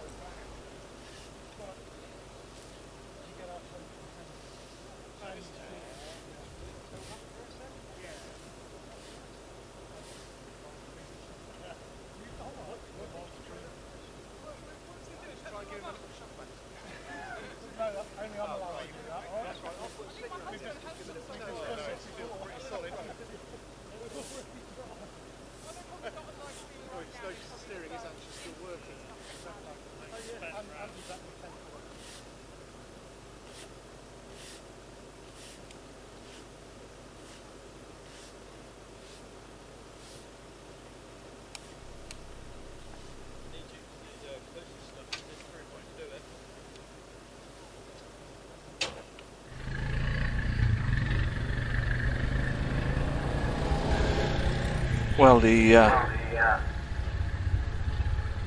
Caterham there awaiting recovery. The recovery vehicle is on its way up there. The marshals, you can see, already busily sweeping up any debris off the track. Once the car's been recovered, you can see one of our circuit staff there making his way up, or hill staff I should say, making his way up to help with any repairs that might be required for the recticel and the barriers and so on, so that we can get things back underway. But I think we might have a couple of minutes wait yet.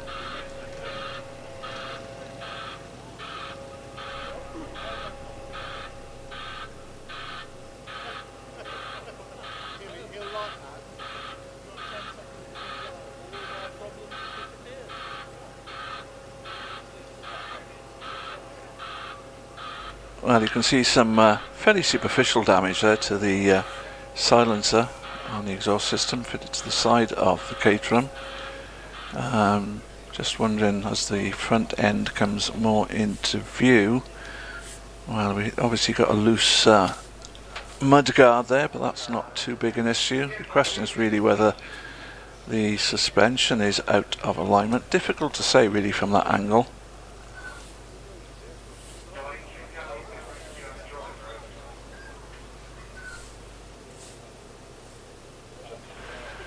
The driver is being given a thorough checkup, of course, by the medics, just to make sure everything's okay, but he did walk away from the incident, which is always encouraging news, as the work starts on repositioning the recticel, those soft barriers that are placed in front of the harder arm core. In this case it looks like there's a tyre wall behind the recticel. Hopefully they are still relatively intact, just moved out of position. If that's the case, then they can just put them back in position, and it won't be too long a delay.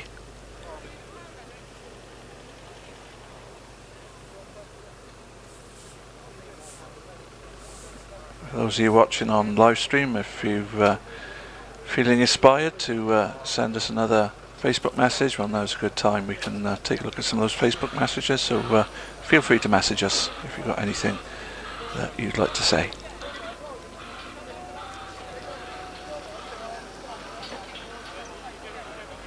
If you're here at the hill, then, and you haven't already been across to see the guys from Paddock Life magazine, then now might be a good time to do that.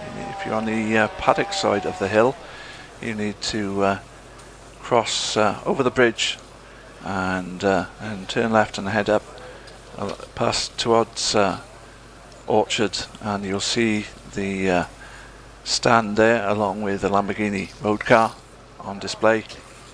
Go and have a chat to them, find out more about the magazine, and in particular about the very special offer that they're making for members of Bugatti Owners Club. If you're here today and you have your membership card with you, if not, you can always contact them later on by email, but go and have a chat with the guys from the Paddock Life magazine.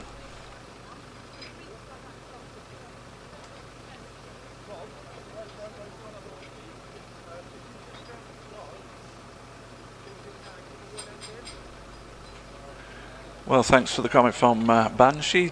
British commentators are the best, love their sense of humour. Trust me, if you live in Britain at the moment, you need a sense of humour. That Corvette is a work of art, I won't argue with you on that. It really is a spectacular looking car, it's a lovely machine. Jerry Gaspos, hello from Swiss. Well, hello to you.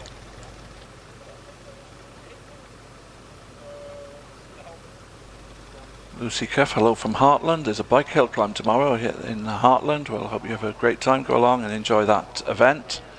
And the best of luck to everyone competing in that bike hill climb.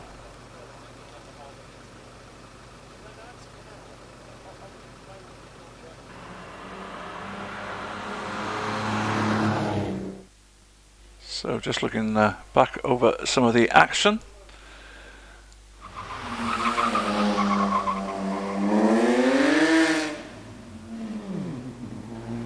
A bit of an off-course excursion for the Porsche Cayman there. And a very, very sideways moment for the Mini.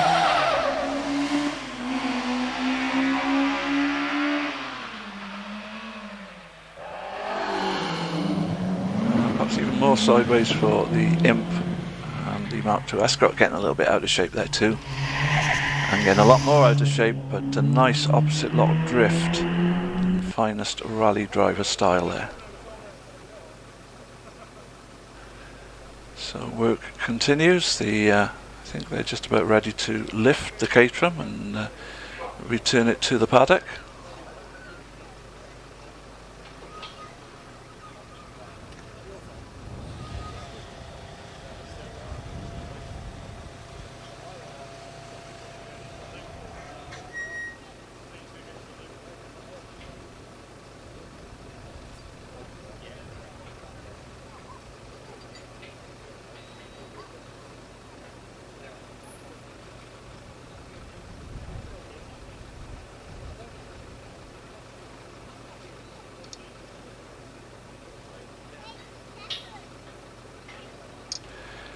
Adrian Passman says hello from sunny Jersey in the Channel Islands.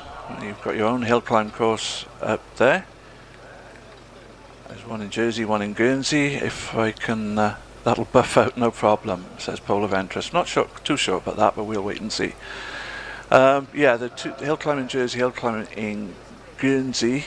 If I remember correctly, which I probably don't, it's Bouley Bay in Jersey and Val de Terre in Guernsey, but I might have got those the wrong way round. I'm sure you'll tell me if I have. But yeah, some great hill climb action up there, and of course you also have sand racing as well out there, I believe. I think you still have that going on out in Jersey. So a healthy motorsport scene, and the Jersey Rally, of course, every year. A lot of people come over from the mainland to both compete and to officiate, marshal and so on the Jersey Rally every year. So good to hear from you in Jersey or in the Channel Islands.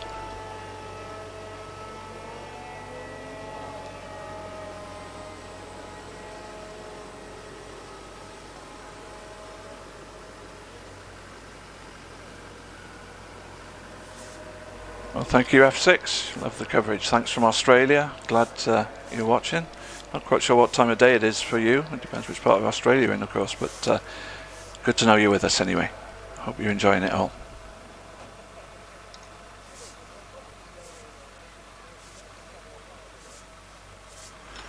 So the Caterham 7 now being recovered, so back to the paddock, and the various units, rescue and recovery units, will be making their right way around to their respective locations around the hill. I think probably most of the work has been done, just a little bit of sweeping still being done there. And again, as always, big thanks to the marshals who are working so hard up there to make the event safe and successful.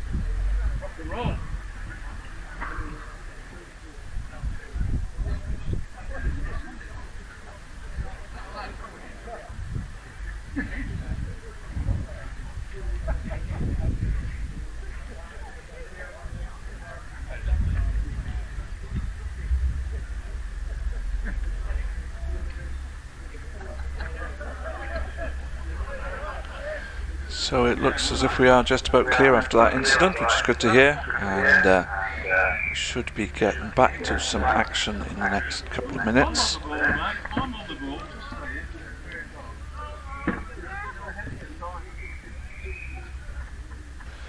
Looks like it is going to be car 128, the Porsche Cayman S 3.4 litre machine of Grant Cratchley, that will be next up the hill. He was waiting on the start line when the red flags came out, and he's retaken his position.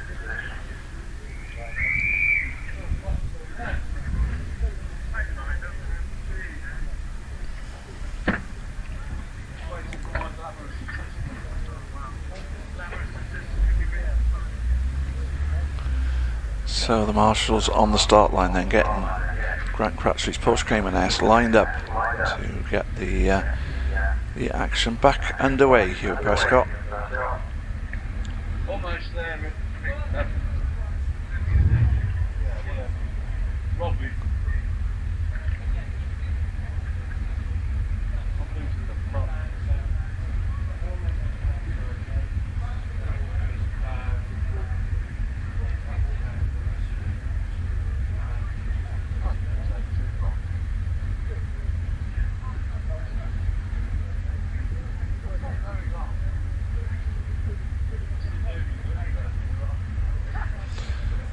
So the car is lined up. I think we will be getting the runs underway very, very soon indeed. We are still in the Bugatti Owners Club Sport Handicap class. Quickest scratch time, of course, so far, Rupert Marks in the McLaren M12 car 119 did a 45.80. But as I said, it is a handicap class, so that doesn't necessarily assure him of the class win, besides which of course we have a second run still to come.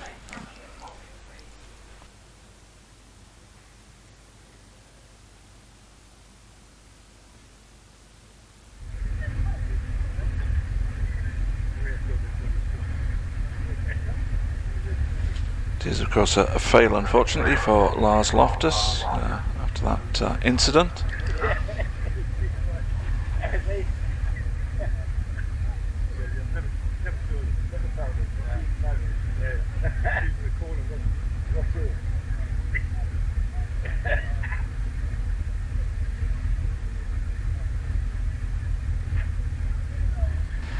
So away goes the Porsche Cayman S of Grant Crutchley, and we are back in action here at Prescott. She goes under the bridge at 54 miles an hour, and then around Orchard and up towards the Torres. He's nice and cleanly around the hairpin, and it's the run up to Pardon. She also negotiates successfully up then towards the S's. Into those S's goes the Porsche. And then it is a semicircle.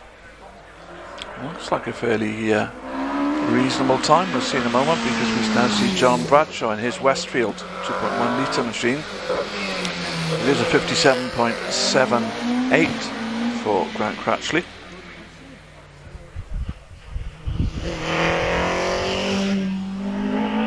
John Bradshaw under the line with a very good 45.96, so less than 2/10 slower than the McLaren M12 of Rupert Marks. Well, the Jaguar E-Type on the line, but you'll no doubt wonder at the sound that this E-Type will make when it leaves the line. 4.7 litre 12-cylinder engine, of course, under the bonnet, but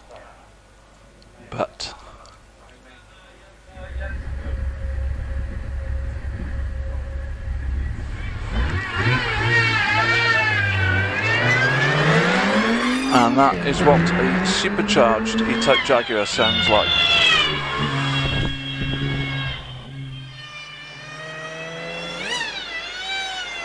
He comes into a Torres now.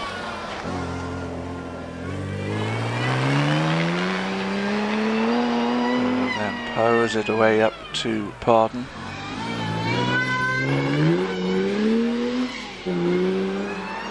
On towards the S as he goes.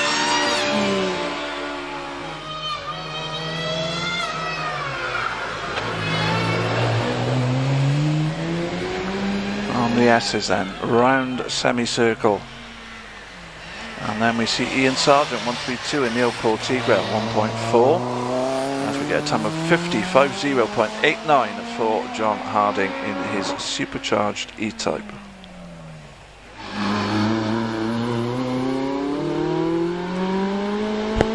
Meanwhile, the the 1.4 litre Tigra is coming into the S's in the hands of Ian Sargent. 132 then.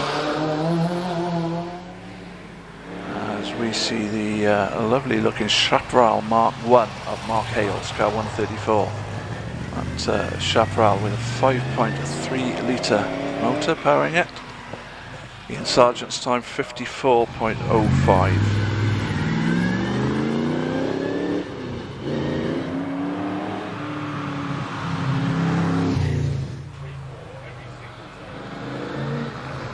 Peter Ash goes away in car 121, the TBR Griffith 5 litre machine.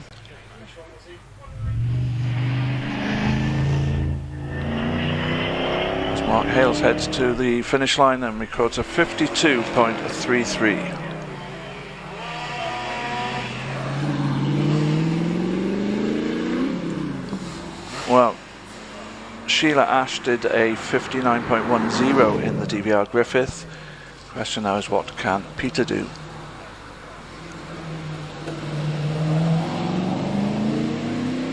He's already coming up to semicircle. Around then comes that Blackpool sports car under the finish line to do a 56.17.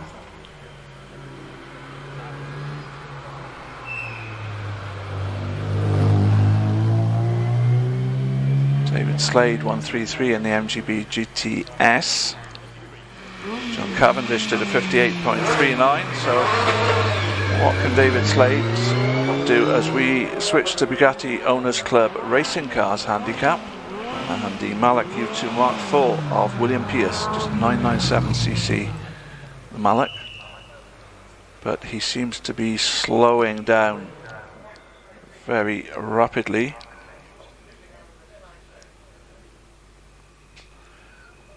Peter Ash, incidentally, as I think I said, was a 56.17. David Slade was a 57.59. And the Mark IV Malak U2 of William Pierce unfortunately stopped on the hill with some sort of mechanical issue. Hopefully that won't take too long to recover and we can get the action going again. We've had a couple of, well, at least one car red flagged. And that will be, I think, the 139, the Formula Renault of Ian Wilson, who has, there we see him, in fact, parked on the, looks like the exit to Torres to me, and he will be returned to the bottom of the hill for a rerun.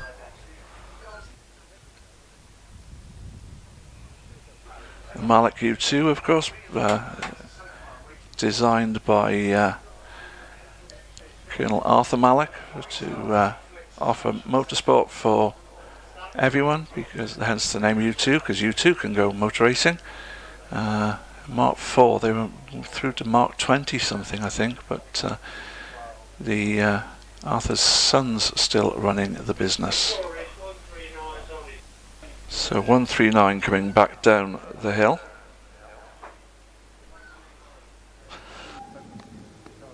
And well, it looks like the U2 might be coming down with the assistance of gravity as well.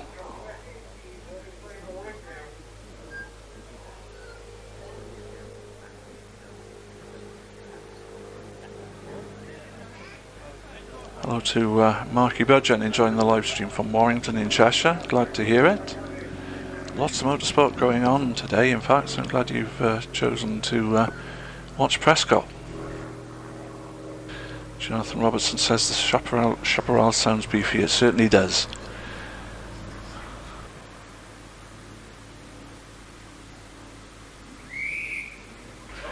Now that explains it, Marky. Watching on TV via YouTube while listening to F1 qualifying. So got it well sorted there. Congratulations on that, but great to have you with us.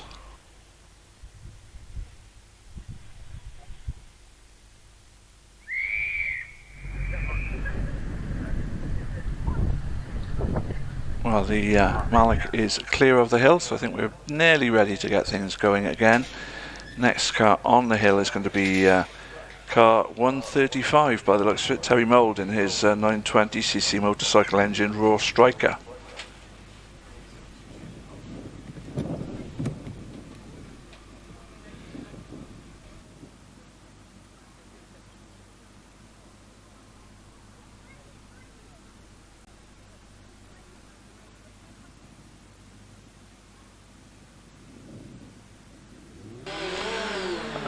Away goes Terry then. Off up towards the bridge, and under the bridge at 53 miles an hour goes the Raw Striker. And Orchard up towards the Torres.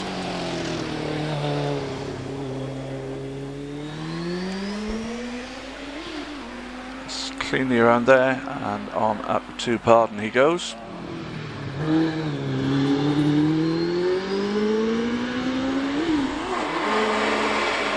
On up towards the S's then.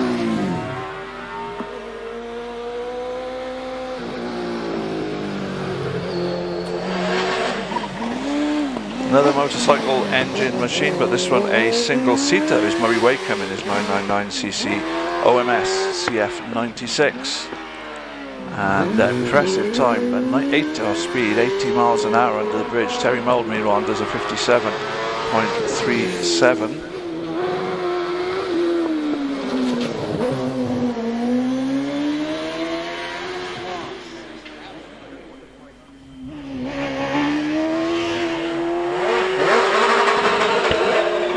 And Murray Wakeham does a 43.58 in that OMS. I believe it was 839 that got red flag, but it's 139 that is out now, which is Ian Wilson in the Formula Renault FR 2000.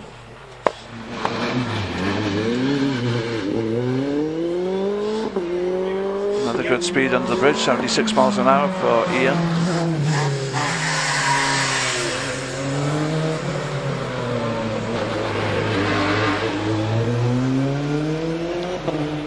He's already into semicircle. What time can Ian Wilson do? We'll see in a moment. Because now we see Aaron Colburn in the Mike McGall MT02, who goes off into the kitty litter at Torres. Doesn't hit anything, but is parked in the kitty litter, I'm afraid. So we're going to have another stoppage, sadly. 50.72 incidentally for Aaron Colburn. Sorry, for Ian Wilson, 139.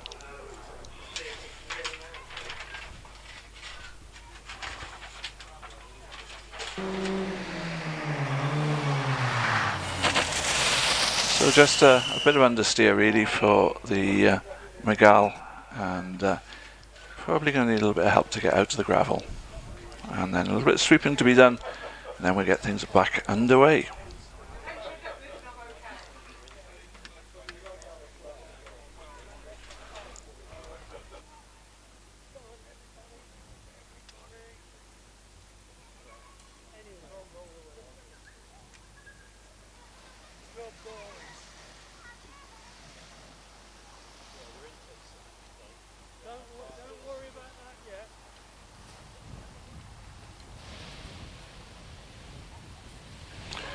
So the marshal's doing a grand job to push that car back onto the course without having to call in the recovery vehicles.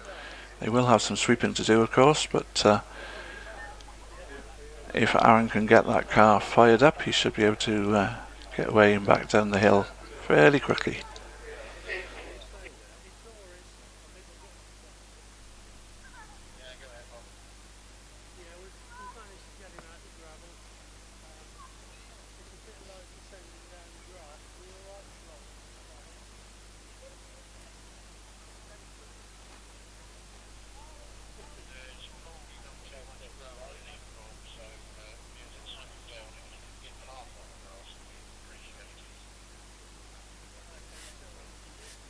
Well, the issue now, of course, is getting the car down the hill without it dropping any gravel that it's picked up in the off-course excursion onto the track. So just getting that sorted whilst the marshals begin to sweep away the gravel there at the Torres.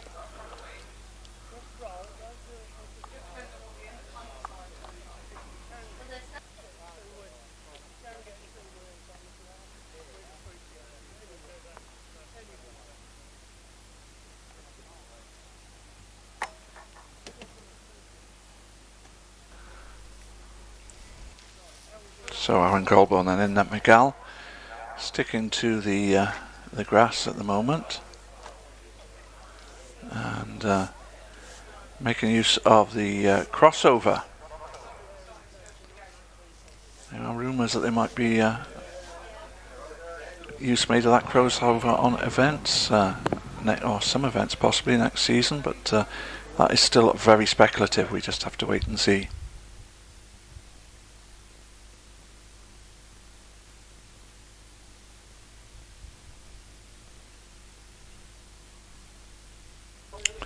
So just a little bit more sweeping for the marshals to do as we wait for Aaron to get back to the bottom of the hill, and then it will be back to action by the looks of it. Next car up will be Edward Tyack in his Ginetta G16 2-litre machine, car number 141.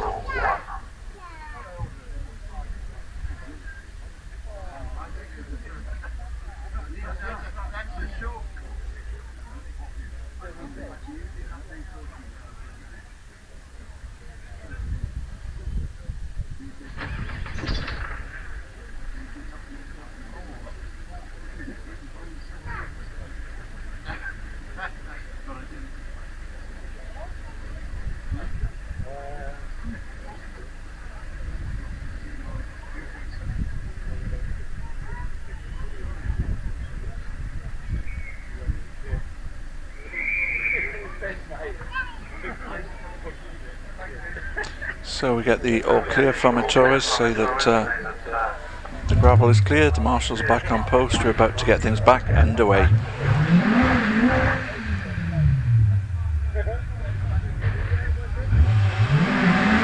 It's the Ginetta G16 with what looks to me like a somewhat customised back end on it. Doesn't look like the standard Ginetta back end that I'm used to seeing anyway on this car of Edward Tyack's.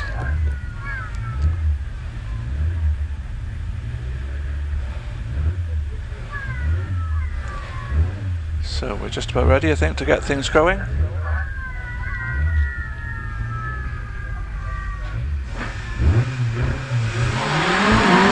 And away goes Edward Tyack then in that Ginetta.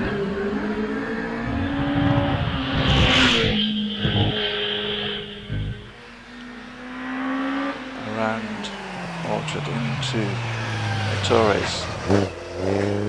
Pleased to say he makes it cleanly around there. Up to Pardon.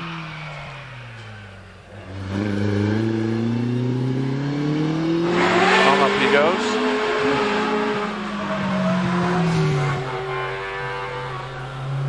He's into the S's then in that Ginetta. Pretty wide on the exit of the S's, but keeps it going. And then we see the Nemesis HC92 of Dennis Bissell, a single-seater with just a 600cc motorcycle engine powering it, as Edward records a 49.02 in the Ginetta.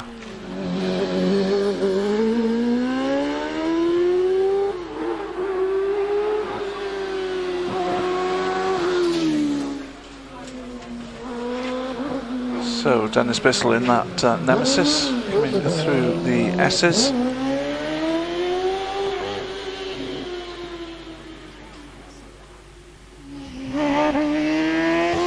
Round semicircle up to the finish line, and a 55.59. Sitting on the line at the moment is Ben Fisher. Ben Fisher, indeed, 143. Was originally due to be in a Mallock, but is now in the OMS Hornet 998cc motorcycle engined again.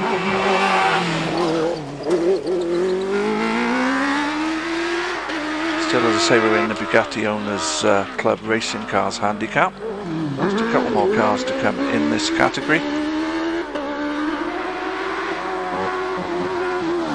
Ben Fisher then coming into the S's. There's quite a bit of the curb on the inside of that right-hander S there, but no problem so far. He's coming to the finish line and his time of 46.68. Good time then for Ben Fisher. Jonathan Gathing is in the 1095cc OMS 2000M. Again, I think this is a motorcycle engined machine.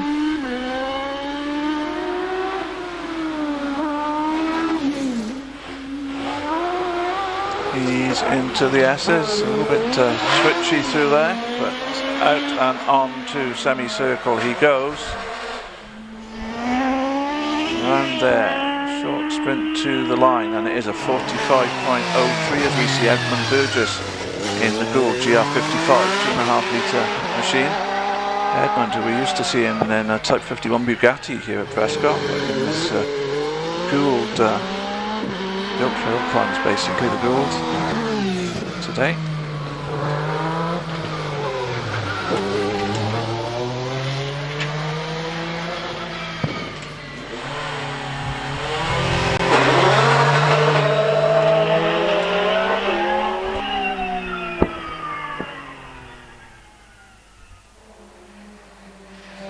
So 43.10 then for Edmund Burgess. James Wilson now 839. And first run red flagged, of course, is on the hill in the Formula Renault, sorry.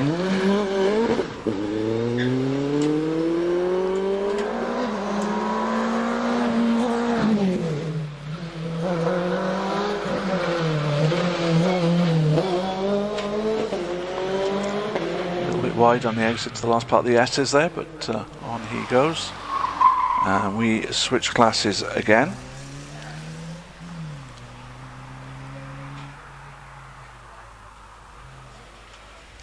And we move on to the MSCC Technic Speed Championship. And Chris Bailey in his Morgan +4.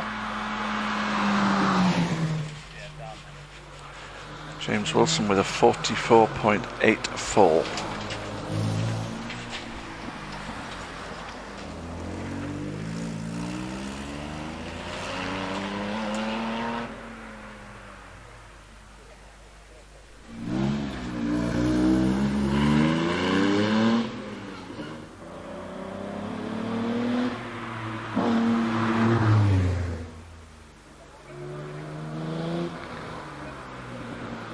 H62 is Christopher Baines in his 3.7 litre Morgan Roadster, with Chris Bailey having done a 56.95.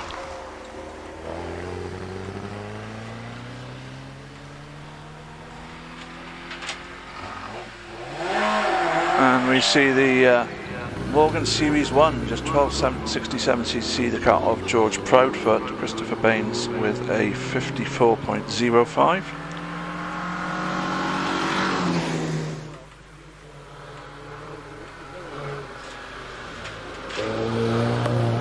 Series 1 Morgan then going through the S's, and then we get Clive Hall 156 in his Morgan 44 1760cc machine, as George Proudfoot's time comes in at 62.42.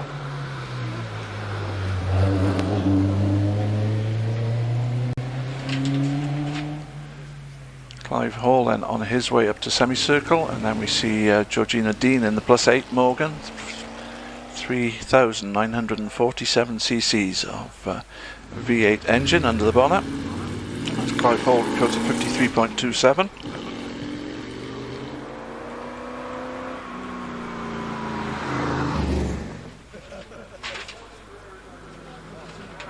So the +8 then is in the S's at the moment, in the hands of Georgina Dean.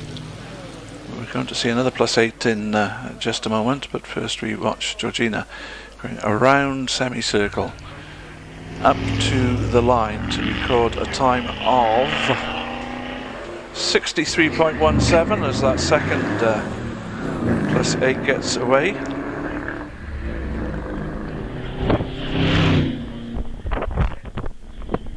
Alan Foster in the Morgan +8 now, car 159.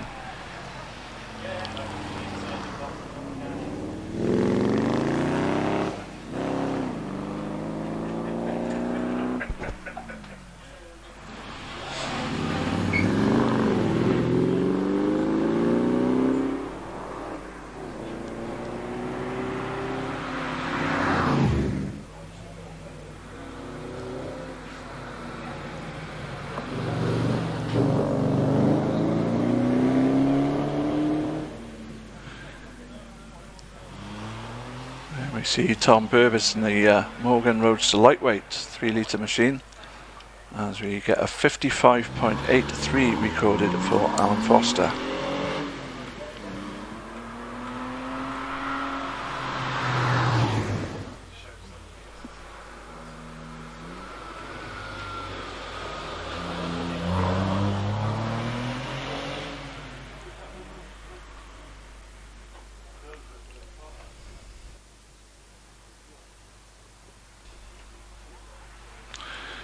So then we see car 161, Michelle Bailey in her Morgan Plus 4 2-litre machine. Tom Purvis time meanwhile of 57.66.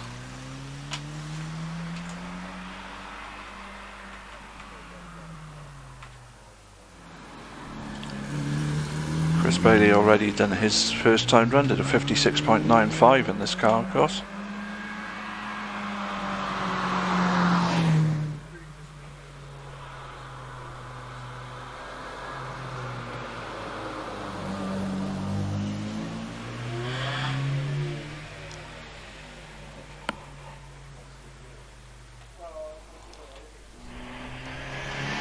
Around the final corner goes Michelle Bailey up to the finish line for a time of 62.08. Simon Baines heads away in the 3.7 litre Morgan Roadster that Christopher Baines has already taken up with a time of 54.05.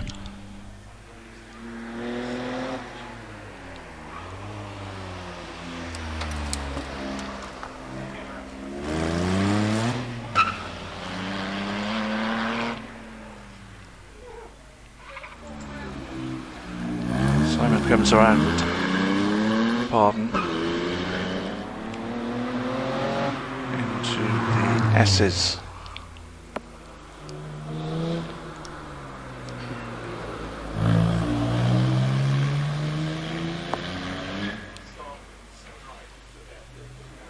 And the time for Simon is going to be 52.31. Good time there for Simon. On the line now, the first of the cars in the Aston Martin Owners Club Speed Championship, and that is John Pawsey, car 166 in the C2 Porsche 911 3.6 litre machine.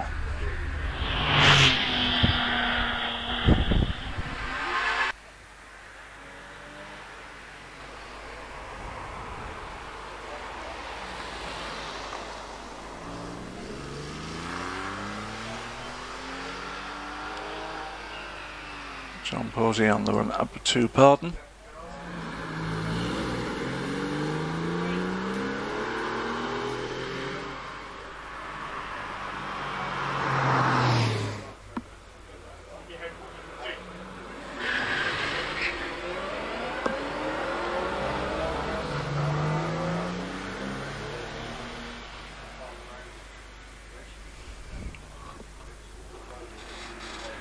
Car 168 is Peter House in the Aston Martin Vantage GT4 4.3 litre machine, as John Pawsey's time is a 58.95.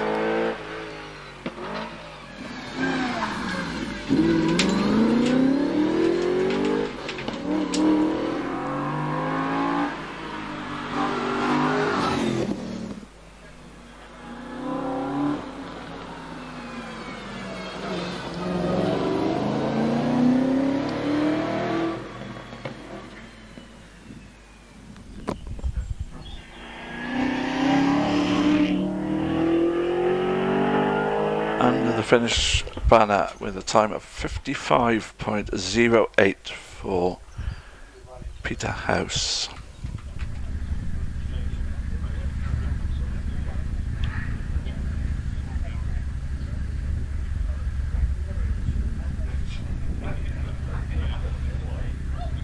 We now move on to the Revington.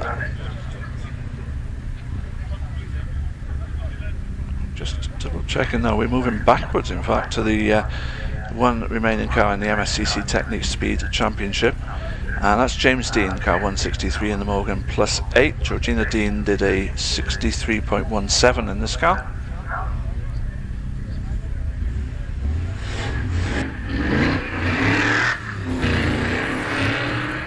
away goes the V8.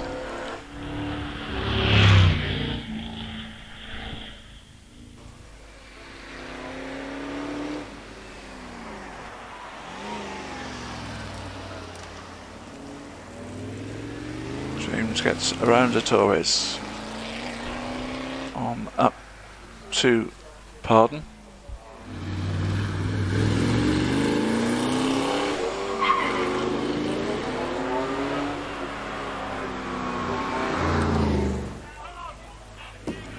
Into the S's, then comes the Morgan.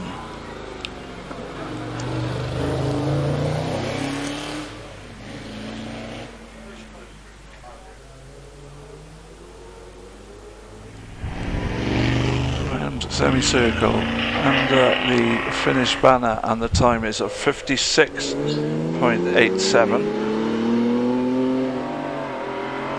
As we move on to the Revington TRT Register Sprint and Hill Climb Championship contenders, starting with 172, Neil Revington in the Triumph Beta 2.5 litre machine. Ooh, a little bit out of shape there.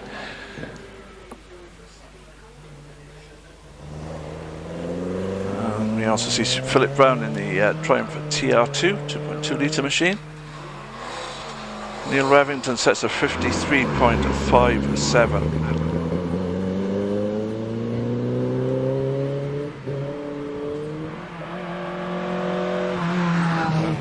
TR2 comes up to the S's.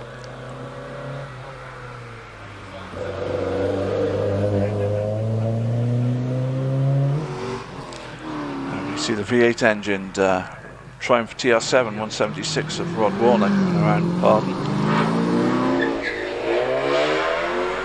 Philip Brown's time is a 60.48.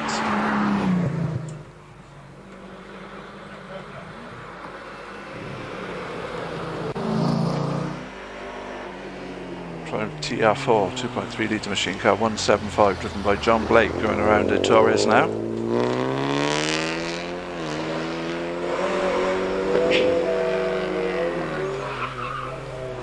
Bit of a lock up into Pardon there for the TR4 as Rod Warner does a 55.52 in the TR7 V8.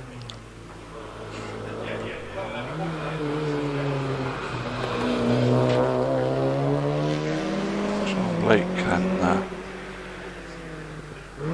coming up to the finish line as John Whedon in the Triumph TR4 goes around Pardon. And John Blake does a 57.86.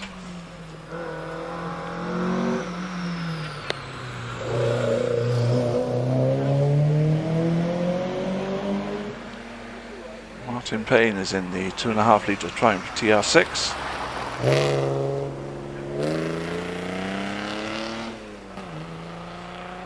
55.99 for 177 John Whedon.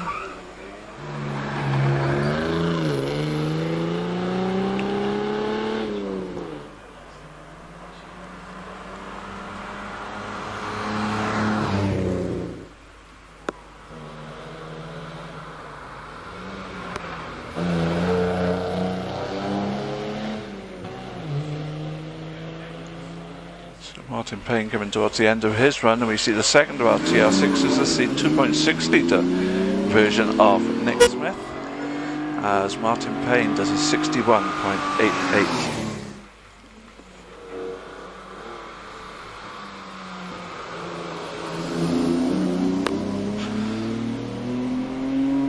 So Nick Smith coming towards the end of his run as Samantha Brown rounds Torres in her Triumph TR4 car 180.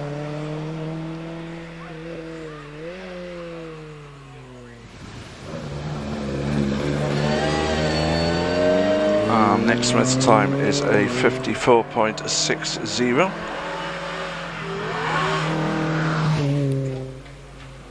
Samantha Brown then coming into the S's in the TR4.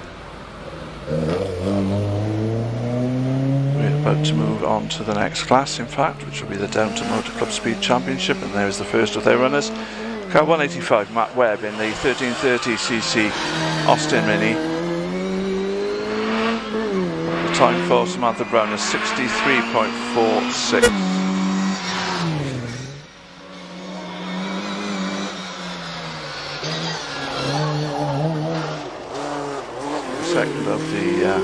is the metallic finish one. Is Graham Gonzalez in the 1298cc minicar 186. Matt Webb about to record his time, and Matt Webb's time is a 54.25.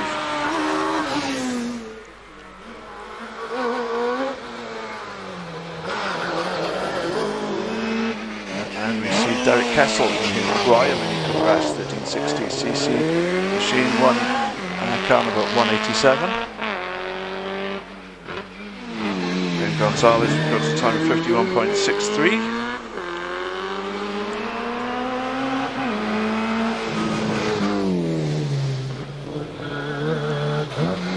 Castle really looks as if he's pushing on there as he comes to the S's.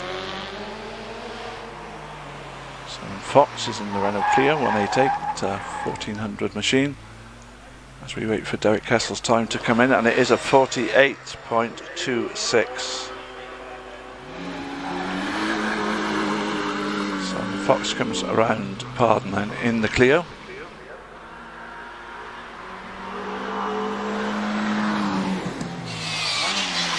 James Edmonds in his 1380cc Austin Mini.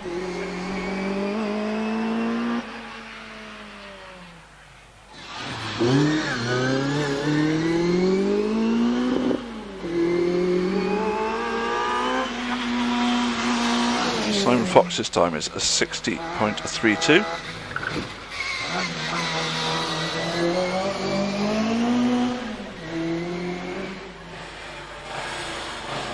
James Edmonds coming towards the end of his run, around semicircle up to the line, and the time for that Mini of 53.85.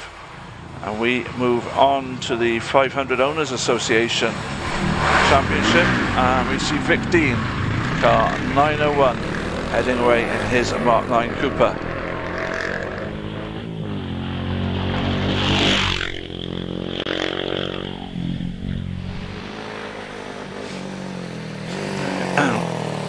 Excuse me, Vic then rounding Ettores now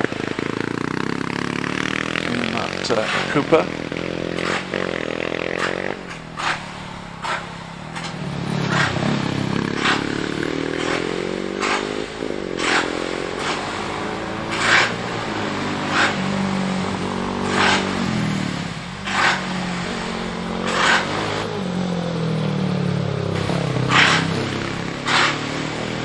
Out of the SSN goes the Mark 9 Cooper, and away from the start line goes the Mark 11 Richard Roberts in the 191 car, as Rick Dean does a 57.06.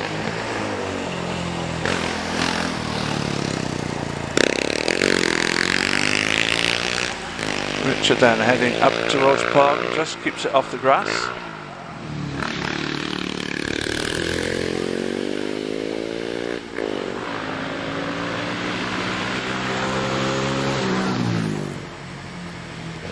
Through the S's then.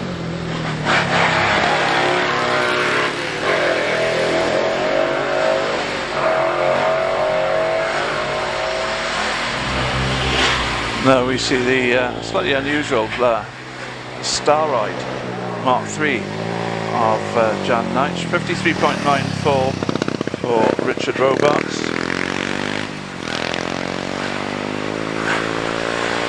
Jan coming up to Parkman in that Star Ride.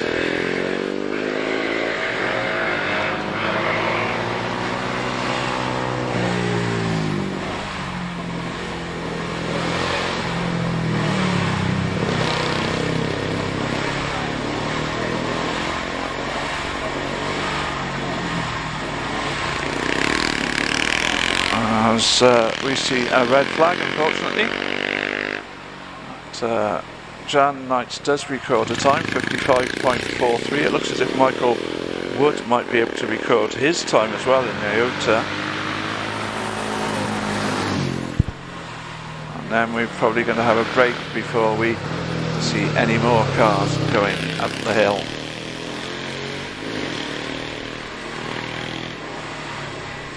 Michael Wood then into semicircle.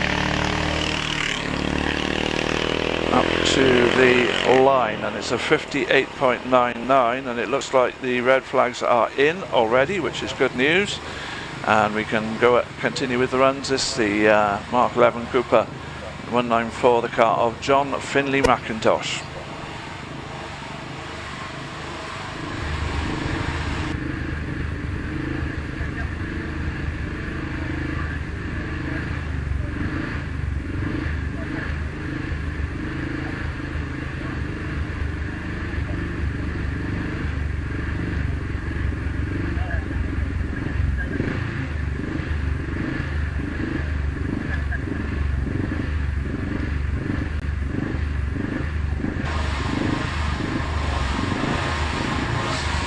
So we're waiting for things to get underway, and away then goes John in that Cooper Mark 11.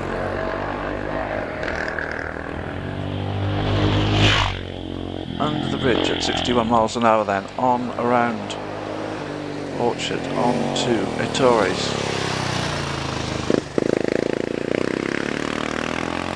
And out on the side of the cars he comes round, the right-hander, up to Pardon he goes. It's a fairly clean run so far as he goes on up towards the S's.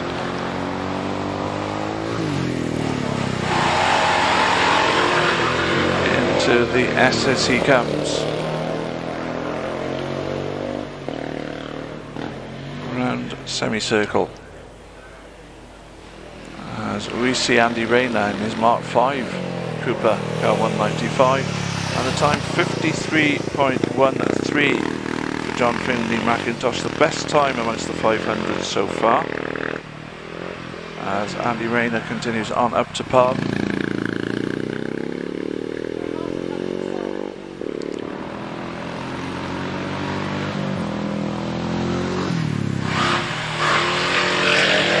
Through the S's goes Andy car 195.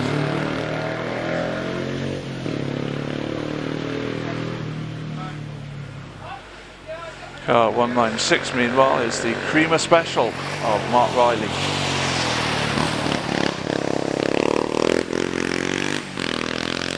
.91 for Andy Rayner.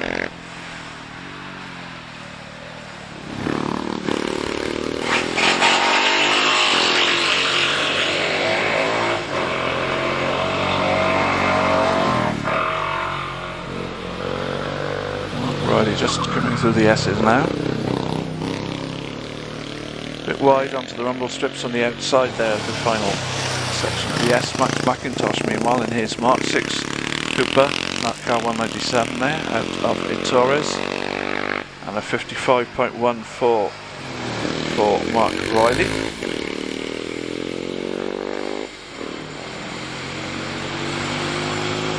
Max then is coming up to the S's himself now in the Cooper.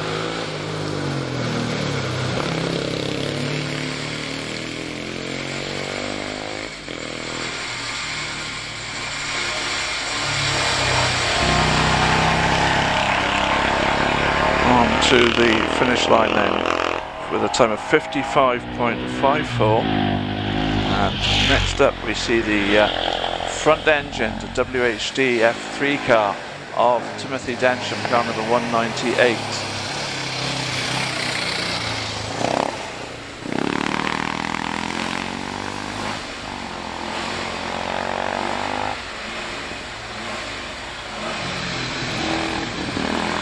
Around Pardon he goes.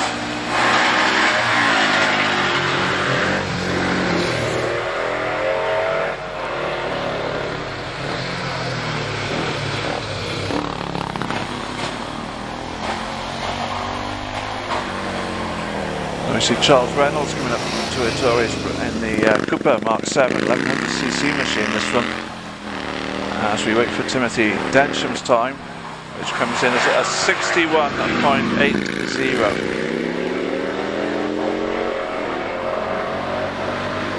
And we see Charles Reynolds then coming up to the S's, that's a slightly larger engine machine.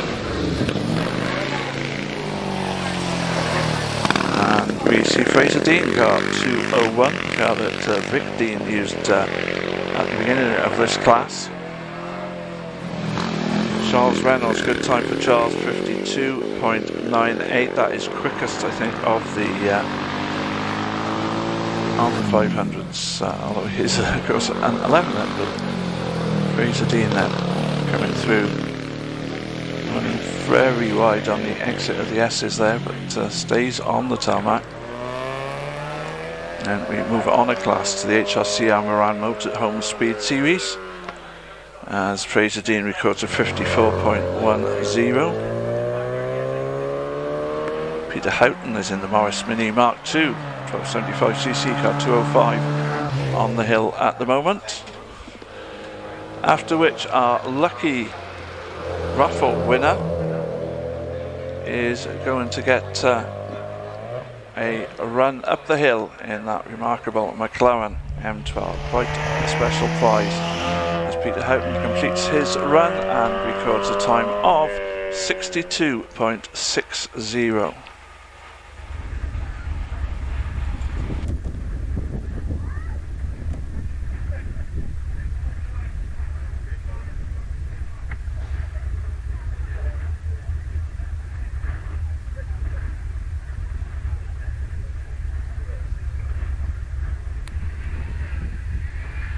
So I think completes the first set of timed runs. We'll have this, there's plenty of wheels thrown off the line. He's certainly getting his prize in fine style. The McLaren M12 heads under the bridge and away towards Torres with the course car ahead of him for insurance purposes, I suppose, basically, controlling matters. And I think the passenger might actually be grateful for the course car ahead of him. But they're going around Pardon now.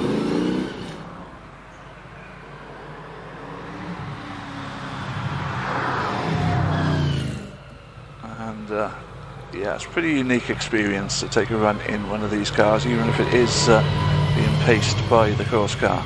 Wonderful experience, one I wouldn't mind winning sometime.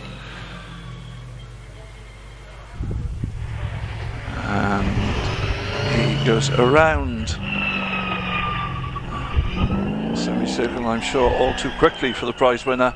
It's over, but great prize there, and some thank you to everyone who bought tickets. All those funds going to developing Prescott and the spectator facilities here at Prescott. In just a moment or two we should see the start of the second timed runs.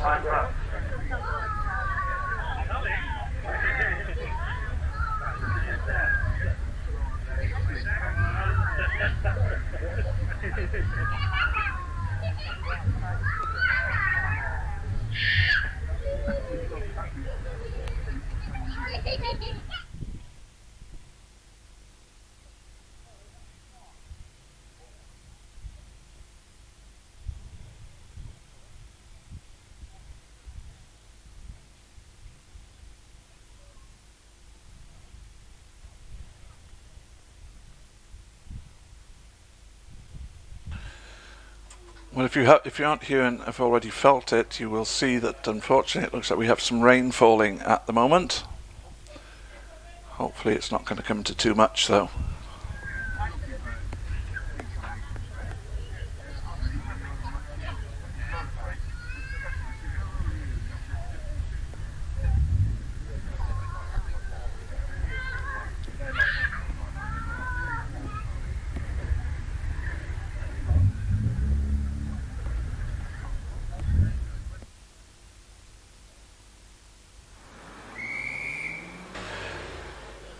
So first car up to the line, competing in the Bugatti Owners Club New Barn RS Interclub Speed Championship, the novice category of that. Car 20 at Sam Williamowski in the BMW, the E30 shaped BMW 318i 1800cc machine.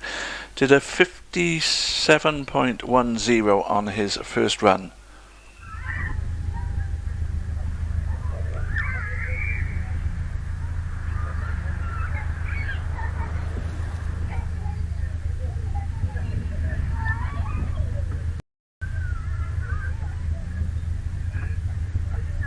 So we're all set to start the second runs then, as the clerk of the course returns to the bottom of the hill. We can get things underway, as I say, starting with Sam Wilimowski in the BMW E30. And away he goes up towards the Longstone Bridge. Under the bridge he goes. As I say, his time to improve on is a 57.10. One car that was quicker than him on those first runs, that was Oliver Meek, number 27, who did a 54.65. Sam then coming up to Pardon. I'm not sure that the rain is enough to slow anybody down yet. It'll stop before it becomes so. Sam then through the S's in that lovely looking BMW Saloon. It is still a shape that I very much like, the E30 shape. And then we see, well, with a fine old lean on there, Peter Baker. As I say, he's the man behind the Retro Speed website. Daimler Conquest, 2.4 litre. Does a 71.45 on his first run. Sam does a 57.13, which is just 0.03 of a second slower than his first run.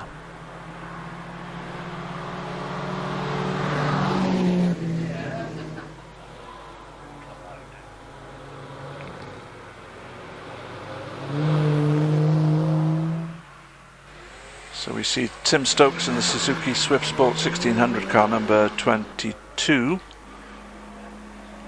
Who did, I think, a 58.03 on his first run. Peter Baker's time is 72.33, so he's nearly a second slower than his first run, unfortunately. Martin Rawson out there now in the Toyota MR2, 1.8 litre car, car number 23. Did a 57.80 on his first run, as Tim Stokes does a 58 exactly, so he has improved by 0.03 of a second on his first run time. We see Peter Cooper in the BRM version of the Rover 200, 1.8 litre engine. What about Martin Rawson? What sort of time can he set on his second run? It is a 57.38, so he has improved by about 0.4 of a second on his first run.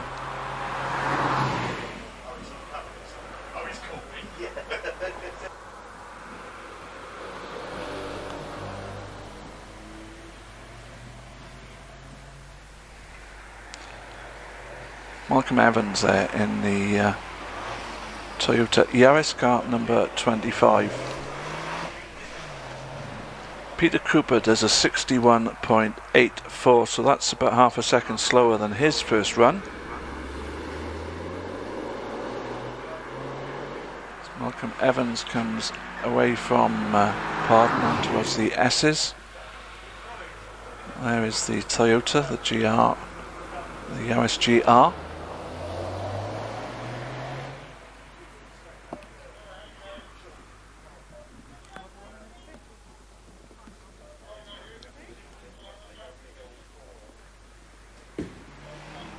Now we see Richard Morris in the Mazda MX-5 1600cc machine, as Malcolm Evans does a 57.80.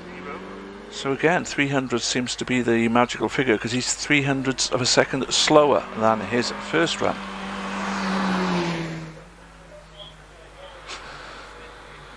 Richard Morris continuing up then in the MX-5, looking to better a time of 62.99 on his previous run. Oliver Meek there is in the Ford Fiesta ST. It was Oliver who led the class at the end of the first run with his 54.65, and I think isn't going to be beaten now regardless of the time he sets. A 61.43 for Richard Morris, so he improves by nearly a second and a half on his first run. Oliver Meek then, as I say, already has the quickest time with a 54.65. Can he better that? Now we see Sarah Davis, 747, running in the expert category of the Bugatti Owners Club New Barn RS Interclub Speed Championship. as Oliver does a 54.71, so see, he's 600ths of a second slower than his first run, but I think class honours will be going his way.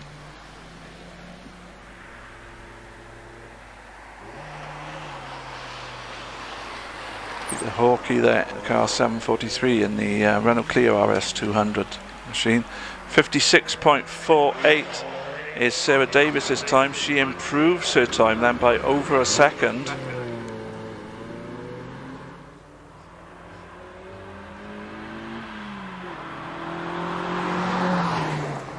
Hawkey goes through the S's as we see Will Goff in the Alfa Romeo 4C 1750cc machine, car number 30. He did a 58.67 on his opening run. Can he improve on that?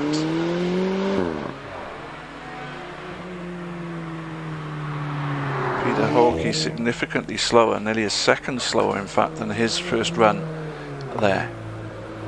So Will Goff in the Alfa. Then we see Paul Renison in the Porsche 944 3-litre machine, heading from Torres towards Pardon. 57.55 for Will Goff is over a second better than his previous run. As Paul Renison comes through the S's. Andrew Wilcox, car number 32, is on the hill at the moment in the Caterham Super 7 1600 as Paul Renison does a 53.58, and that is a better time than his first run by about 3/4 of a second. And there is Andrew Wilcox going through the S's, and then we see Steve Perry, car 33 in his 1800cc Mazda MX-5. So Andrew Wilcox with a 51.40, so he finds nearly 4/10 of a second on his first run.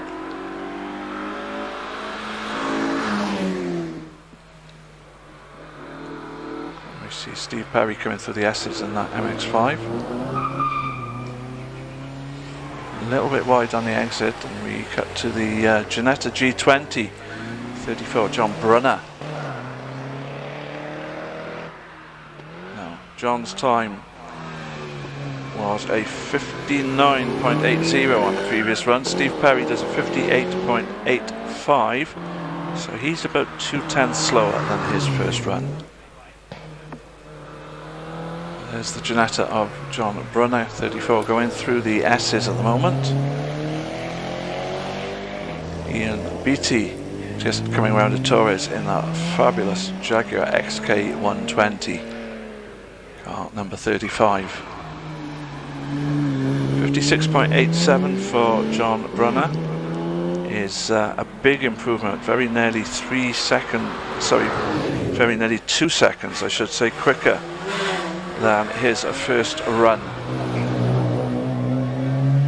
As the XK 120 comes out of the S's on up to semicircle.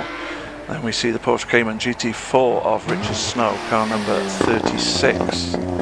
56.48 for Ian Beattie in the XK 120, and that's over half a second quicker than his previous run.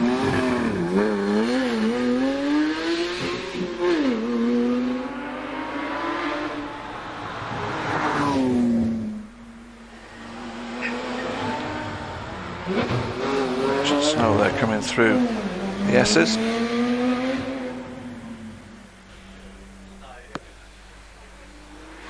And we see another Cayman. This is the Cayman S, number 37 of Alan McFarlane.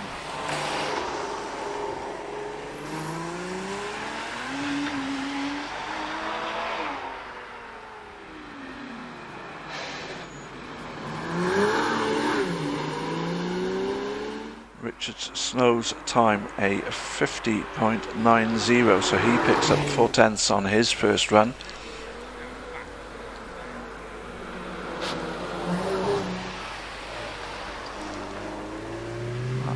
The round in the Torres at the moment is the Mazda MX-5 1.8 litre machine of Noel Waugh, car number 38. as Alan McFarlane does a 54.34, which is again about 6/10 quicker than his, a bit more than that in fact, nearly 3/4 of a second quicker than his first run. Double wall there in the MX-5. And we see the lovely looking Sunbeam Alpine Series 3 of Simon Firth Bernard, as Noel Waters a 58.73, which again is an improvement, about very nearly a second improvement for Noel Wall.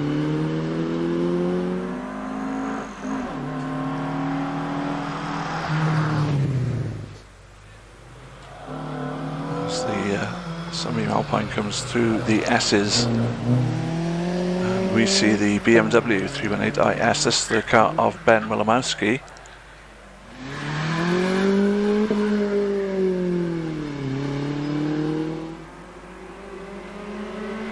So a 59.38 for Simon Firth Bernard is a half-second improvement for him on his first run.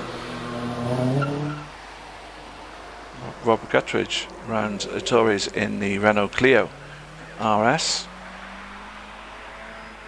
What about Ben Wilimowski ahead of him? He did a 56.66 on his first run.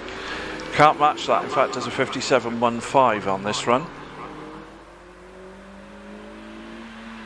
Rob Guttridge then coming up towards the S's. And coming towards Ettores, 46, Kenneth Williamson in his Mini Cooper S, the R53 version, the BMW built Mini Cooper S 1600cc.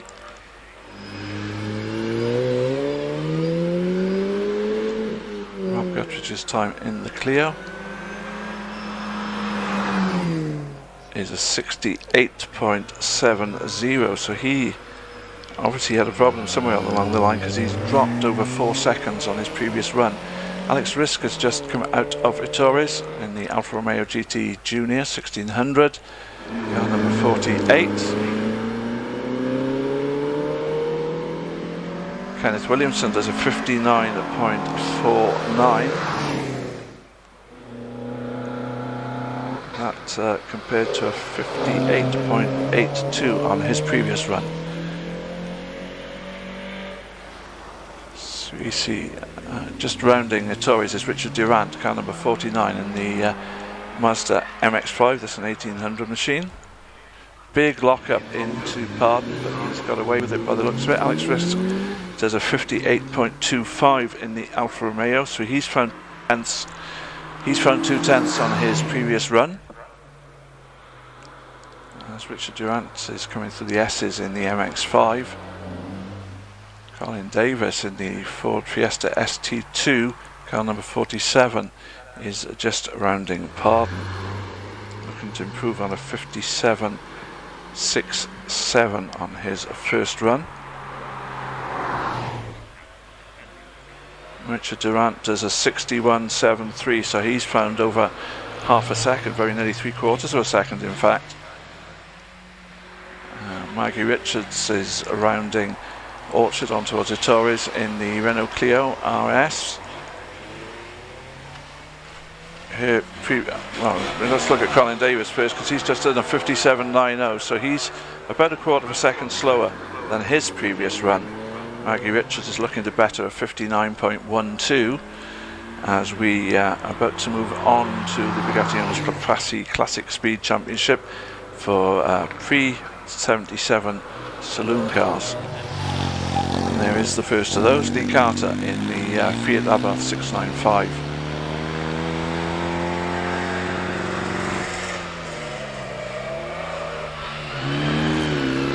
.20 for Maggie Richards, so she finds almost a second improvement on her previous run. As with indicator flashing, Lee Carter makes his way up to the S's. Headlights flashing as well through there.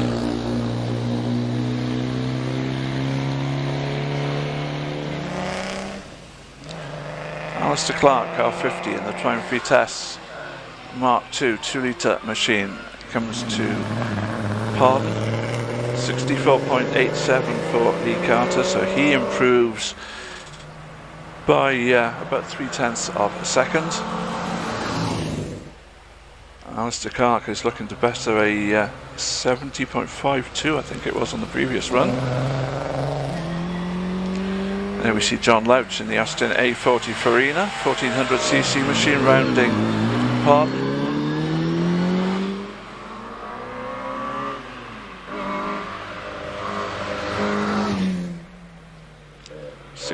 .57 then for Alistair Clark, and that is an improvement of very nearly a second on his first run.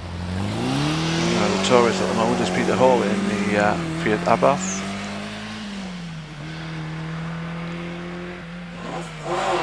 John Louch does a 56.66, a good time for the A40 Farina there for John Louch. Martin Saunders out in that lovely looking 2-litre Mark 1 Escort. He's surrounding the Torres currently, car number 52.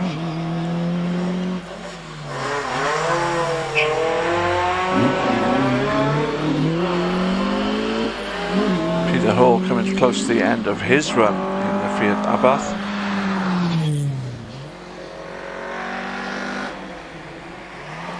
Did a 71.11 I think on the first run. He's done a 68.43 on this one, so that's a good 2.5 second plus improvement as coming around hard at the moment is Ian Stringer in the Alfa Romeo Giulia Sprint GT 2-litre machine. Martin Saunders' time in the Mark 1 Escort of 53.38, which is again an improvement on the 54.12 that he did on his first run. Sitting on the line there, Mark Maynard in the 998cc Hillman Imp. Ian Stringer has done a 54.04 in the Alfa Romeo, so he finds 1/4 of a second on his previous run. And away goes Mark Maynard then, car number 54. Heads off up towards the bridge, under the bridge into Orchard and on towards the Torres. Looking well planted, that Imp, as he gets a bit sideways around the Torres, but lifting the front wheel as well as he exited the hairpin. Now just bouncing a little bit into Pardon, and out of there safely, on up he goes. As we see Matt Clark in the 1460cc Austin Mini.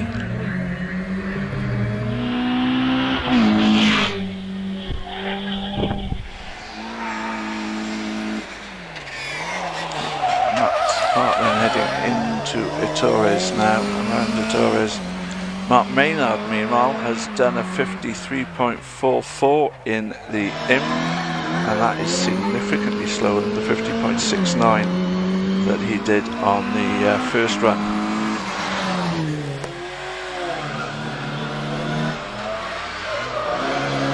So through the S's comes the Mini of Matt Clark.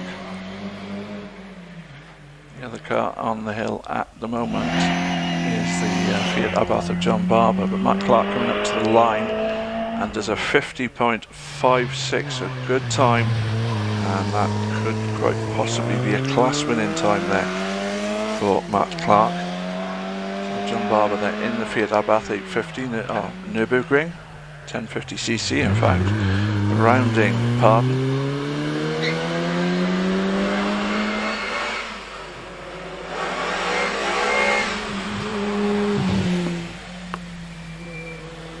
So John Barber comes through the S's then in that diminutive Fiat Abarth with the engine cover raised as ever.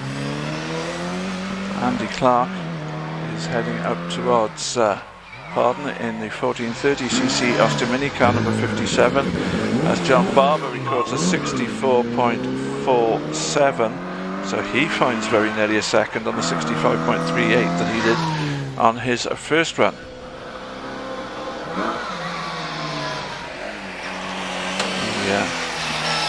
Mark II Escort there, looking very rally car-ish. And a 2-litre Mark II Escort 58 of Mark Hobbs. Mark managed a... Well, we've got a time for Mark on the first run actually, so we'll see what he can do on this one, as Andy Clark does a 57.09, and that doesn't embetter his first run time, in fact. Just a little bit of a twitch out of the S's there for Mark Hobbs. Andrew Kearney is coming into Ettores in that 1020cc Hillman Imp of his. Mark Hobbs does a 52.92. That is a good time, but I don't think it's going to be a class-winning time, as Andrew Kearney is has rounded the pardon.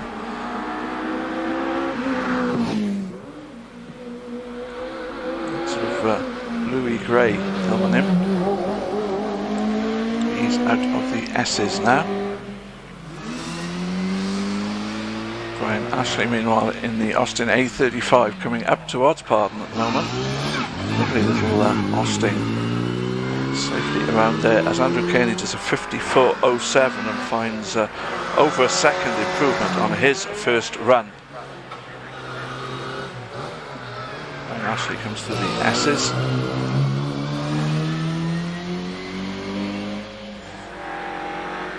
We have the 105E Ford Anglia 1.7 litre machine of Dave Parr rounding Ettores at the moment.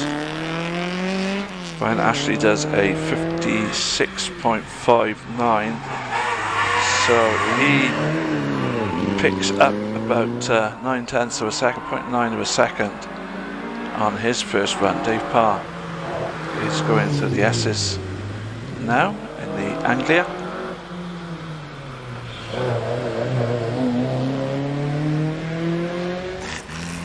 Gary Cox in the Reliant Scimitar GTE 3-litre machine, car number 64, is heading up towards Ettores.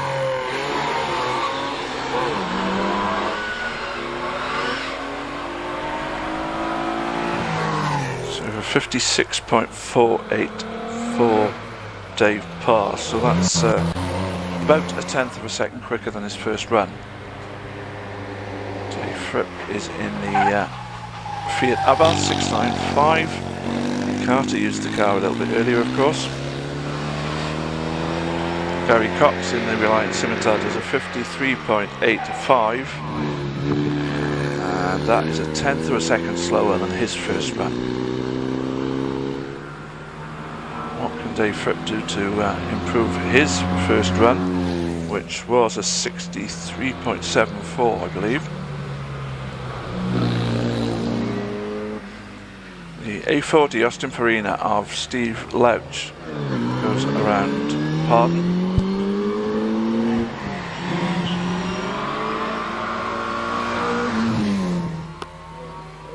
.17 for Dave Fripp. He is actually slower than his first run, unfortunately. Tim Cross in the 1380cc MG Midget is just rounding Ettores, car 779, so we've moved on a class to the Fassi Classic Speed Championship sports cars, pre-1977.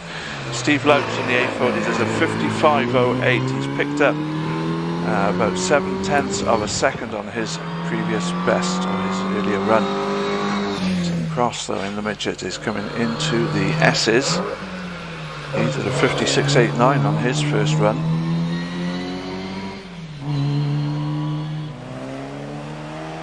Earlier MG, now the MGA of Ted Elwes, car number 72,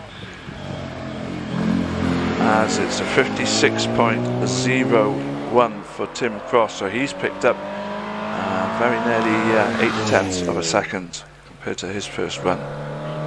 Ted Elwes' first run was a 58.06. Can he better that?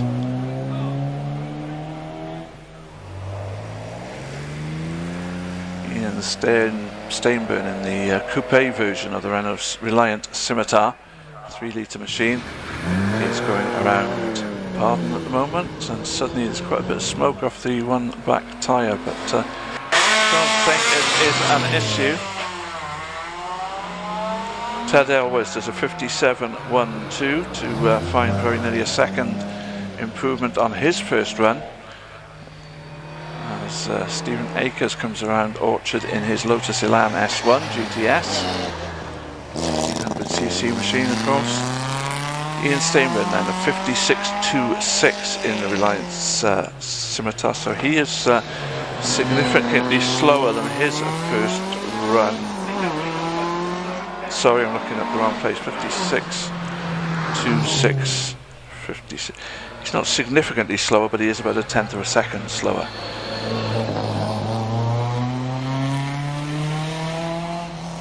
Steve Fenner in the MGB comes out of Ettores and on up to Pardon. Stephen Akers does a 55.97, and so he is slower than his first run, which was a 55.2. As the MGB makes its way through the S's, looking to better a 53.56. And then we see Timothy Brook in the Chevrolet Corvette, 5.8 litre muscle car. 53.29 for Steve Fenner, sees him picking up about a quarter of a second on his first run, so better run for him as Timothy Brook goes on up towards the S's.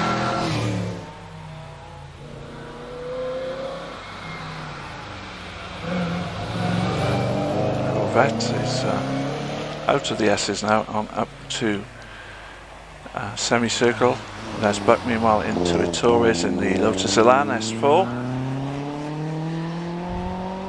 Timothy Brook's time of 56.44, so he's dropped exactly a second on his previous run when he did a 55.44. There's Buck coming through towards the S's in that very clean looking Lotus Elan S4.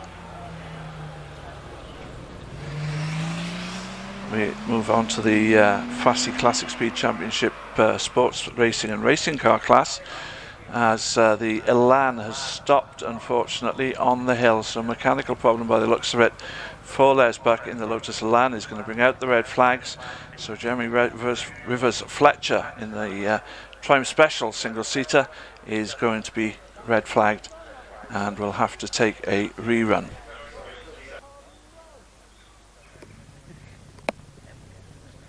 So the marshals quickly on the move to help recover that Lotus Elan. I think it just seemed to lose power and grind to a halt, unfortunately.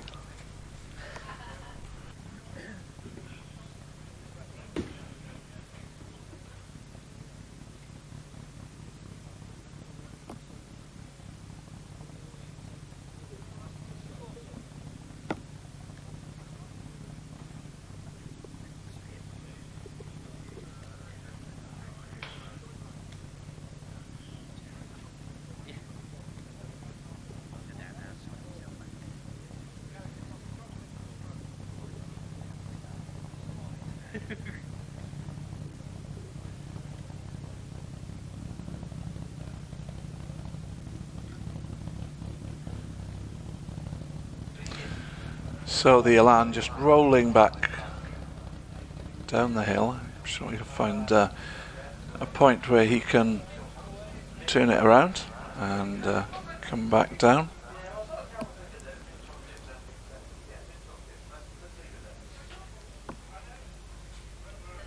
Or possibly they're just going to push him off the hill for now, rather than let him come all the way back down. Jeremy Rivers Fletcher still waiting on the hill at the moment for instructions.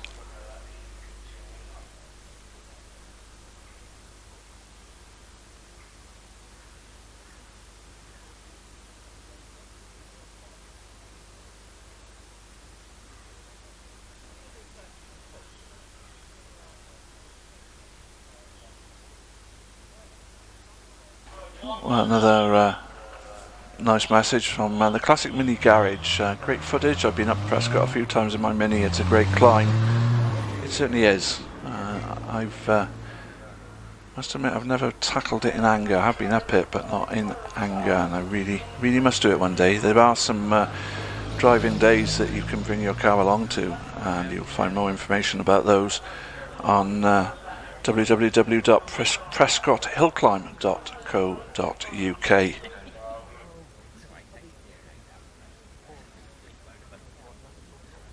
So Scott Sparks is viewing from St John's, Newfoundland and Labrador, Canada. Awesome to see these magnificent cars in action. Very much appreciate the efforts of those involved to present this event. Cheers all. Well, thank you, Scott.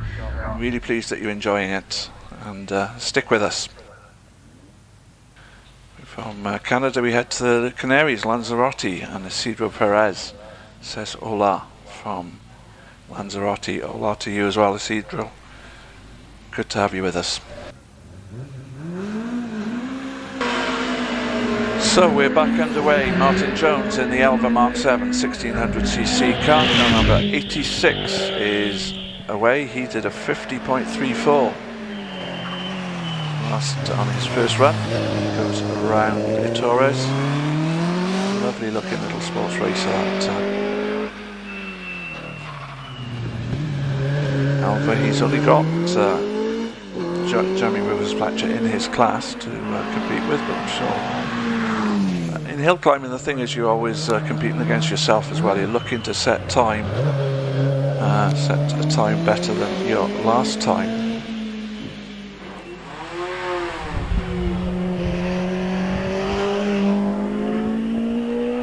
He goes under the finish, and that's a good time, 49.67. So he was at 50.34 previous run, gets a 49.37. And this is Frank Ashley on what could very well be his last competitive run, because he's announced that he's retiring from competing in hill climbs. He's going to stay involved, but he's retiring from competing, and he heads up the hill in the MG M-Type. So hope he's enjoying himself. Frank Ashley, who's been a competitor for a number of years.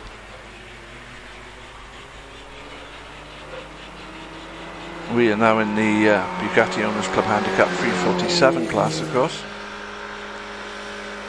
And the second of the cars in that class is Steve Reese in his MG J2, again 847cc.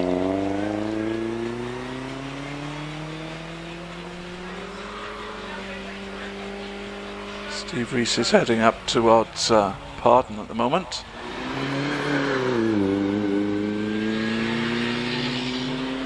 And Frank Ashley over the line with a 72.55. Steve Reese heading into the S's currently.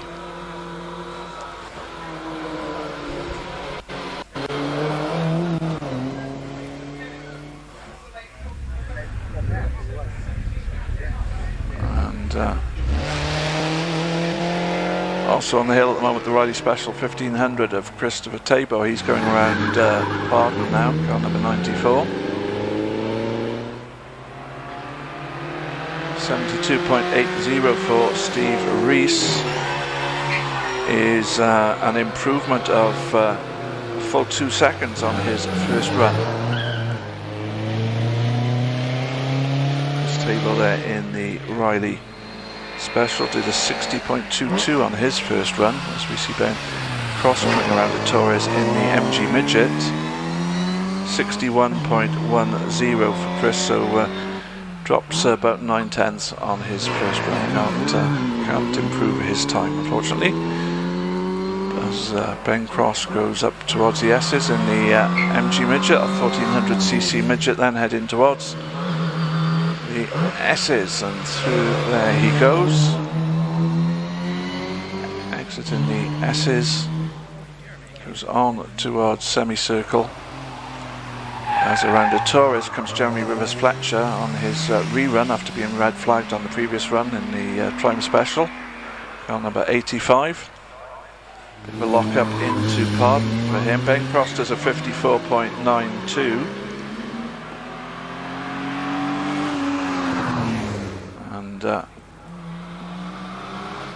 Coming through the S's then, Jeremy Rivers-Fletcher in the Triumph Special. We see Alistair Moffat in the RS Mini Cooper S, 1275, 809. Alistair, British Auto Test champion.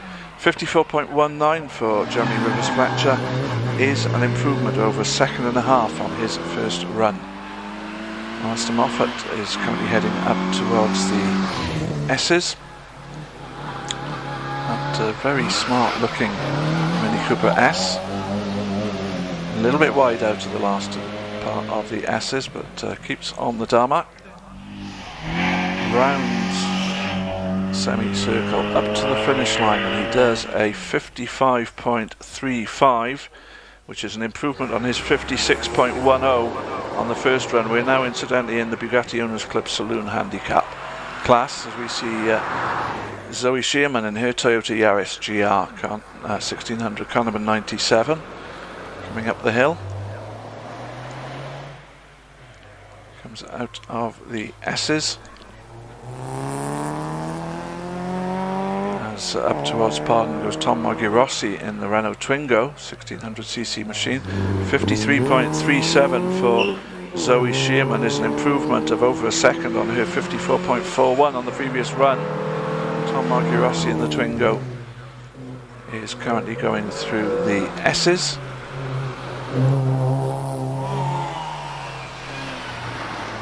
Dave Garnett in his Renault Clio car 812 is on the hill at the moment.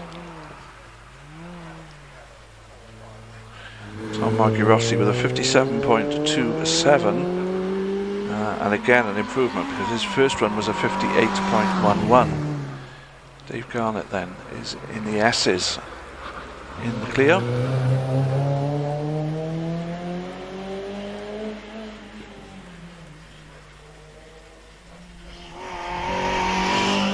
Semicircle, about to go over the line then, Tom, is Dave Garnett. Does a 52.97. That's car 812. Just about to leave the line is Benjamin Thorne, car 99 in the Austin Mini Clubman 1380cc machine.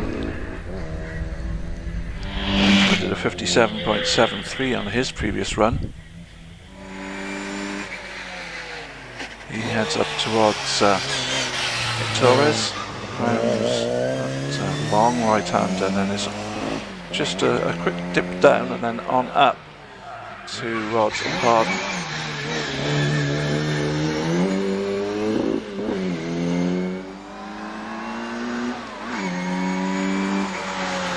Into the S's then for Benjamin Thorne.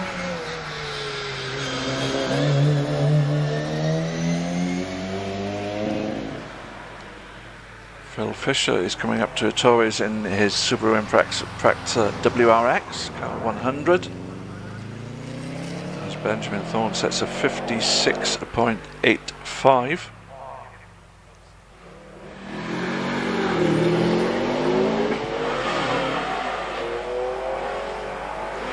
That's again an improvement of almost a second for Benjamin on his first run time.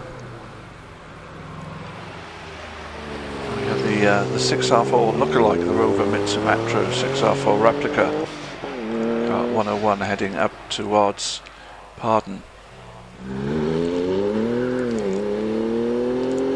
Phil Fisher does a 55.47 in his Impreza, which is, I think, slower. Yes, it is slower than his first run.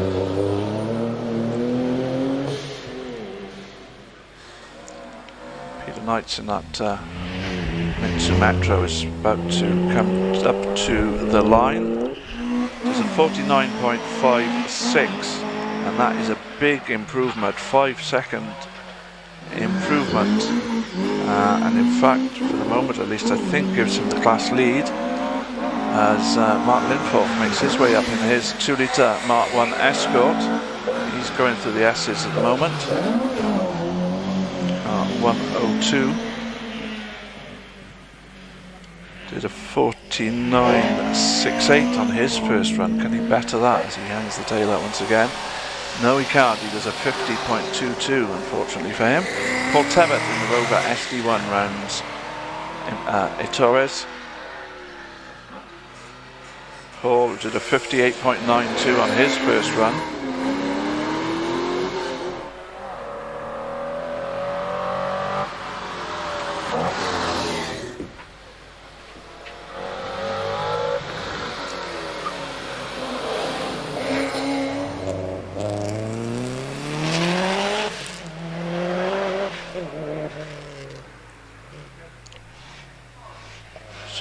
tub in the Rover. What can he do?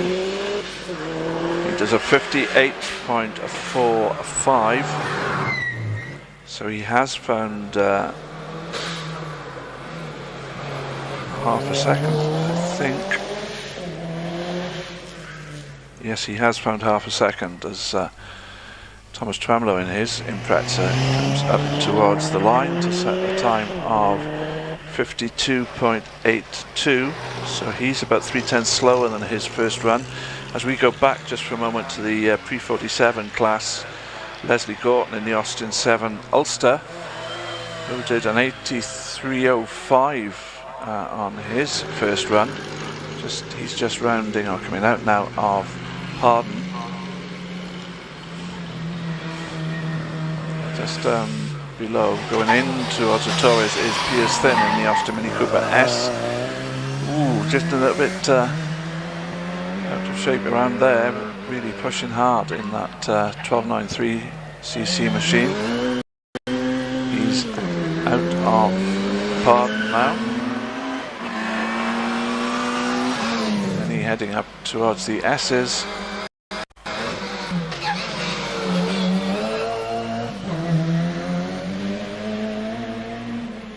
Leslie Gorton does an 82.10, which is actually nearly a second quicker than his previous run. George Harding is heading up towards Pardon now in the 2-litre Mark II Ford Escort. Piers Thin with a 53.60. So he's almost half a second down on his first run, unfortunately. Ooh, pushing really hard, George Harding. Fittingly enough, in the 2-litre Mark II Escort, heads up towards the line, does a 49.31, and that is about 6/10 quicker than his first run, as our EV heads on up the hill, the BMW i3 electrically powered machine. Goes around Orchard on up towards Ettores, around Ettores now.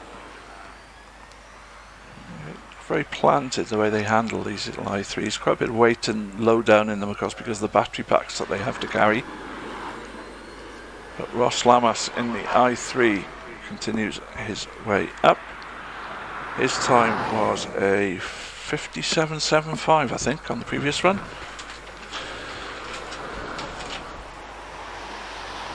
Graham Ramsey is rounding Ettores in the Seat Cupra 2-litre car.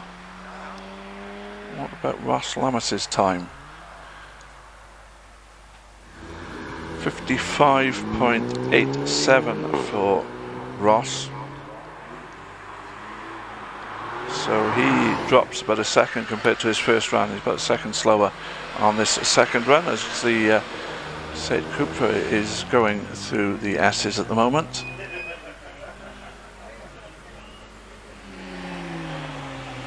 Citroen Saxo VTR of Edward Cotton 111 is rounding Ettores. 56.99 for Graham Ramsey is a substantial improvement from him, a 59.11 on his first run. Edward Cotton has come out of Pardon and is heading up towards the S's.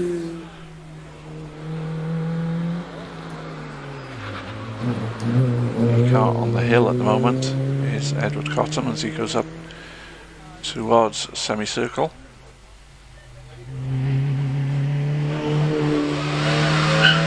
Heads towards the finish line to do a 57.66, so he improves by 9/10 of a second on his first run. Paul Price is now out there in the Morris Mini Cooper S that we saw Alistair Moffat in just a moment or two ago. Paul Price did a 56.88 on his first run, so he's about 3/4 of a second down currently on Alistair Moffat. Paul goes into Pardon.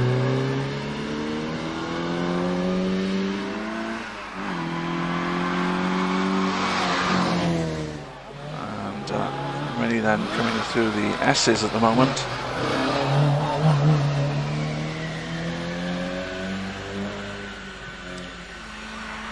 Next on the hill will be Ian Richards in the Renault Clio car number 112, which is currently rounding a Torres.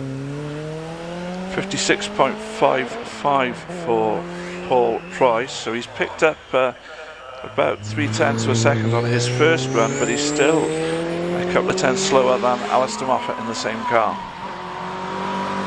Richards then is coming into the S's in the Clio.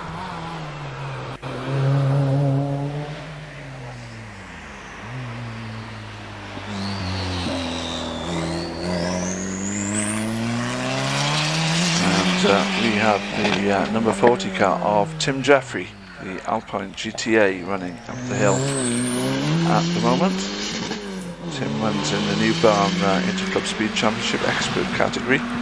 Did a 52.91 on his first run. He's going through the S's.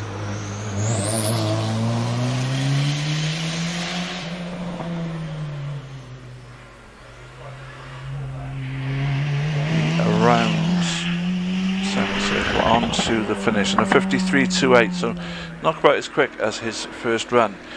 Meanwhile, we're now back to the Bugatti Owners Club Sports Handicap class. First car in that class to run 8.21 is Sheila Ash in the TVR Griffith 5-litre machine. Sheila did a 59.10 on her first run. She's currently rounding Pardon.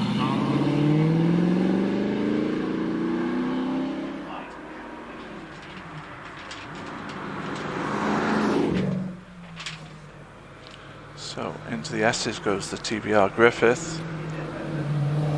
See, this is a handicap class.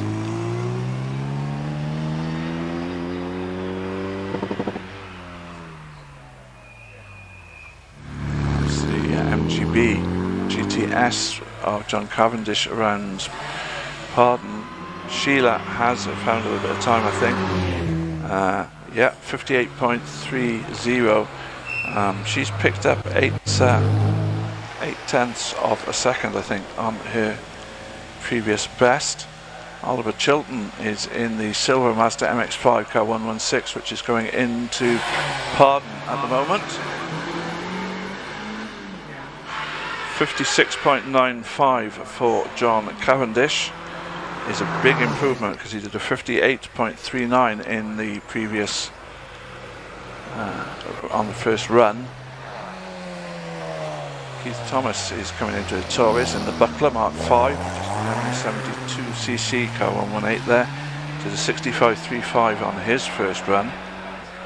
Oliver Chilton does a 55.29, which again is about 2.5 seconds quicker than his first run.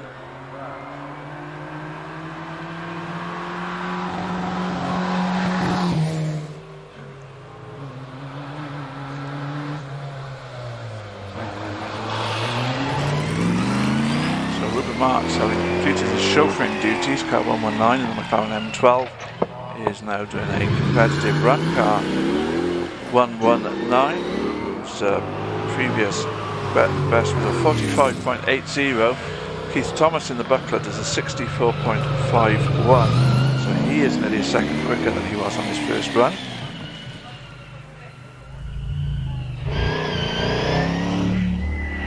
But Rupert Marks then heading towards the finish does a 45.88, so he is just 0.08 of a second slower than his first run. Noel Walker 120, the Austin Healey Sprite, is heading around Pardon at the moment. Noel looking to better a 69.61 on his first run.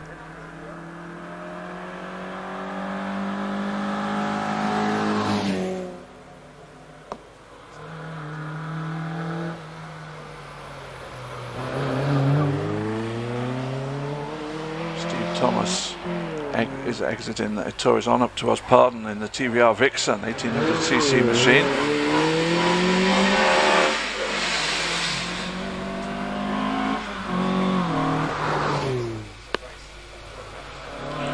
Noel War in the 950cc Sprite does a 69.15.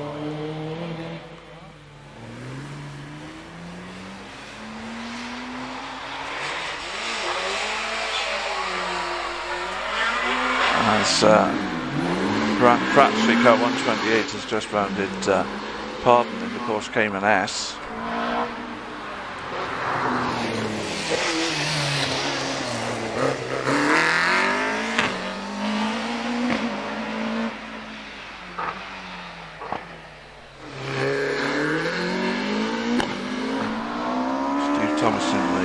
Vixen did a 53.80, so he is slower than his first run. John Bradshaw there in the Westfield.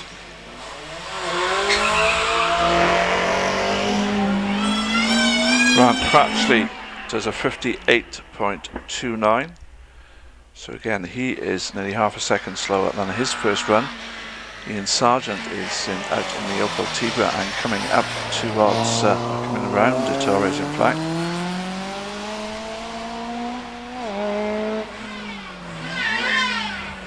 He rounds apart.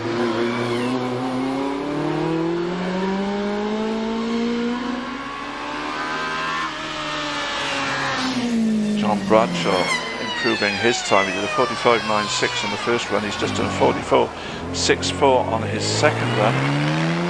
The supercharged Jaguar E-Type of John Harding 131 is going up towards Pardon at the moment.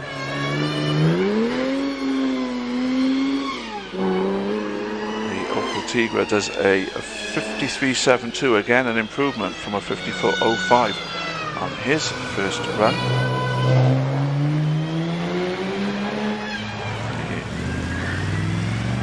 Beautiful Chaparral Mark 1 coming out with Torres at the moment, the car of Mark Hales.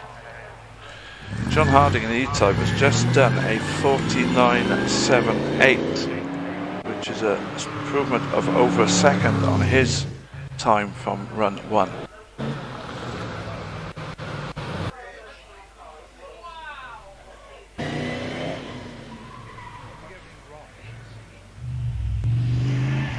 Hales come towards the end of his run in the Chaparral.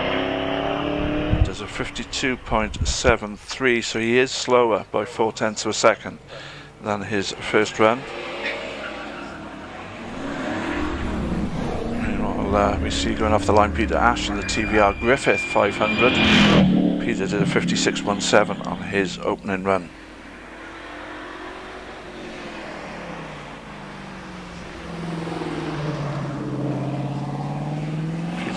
Just coming out of Torres, running up towards Pardon.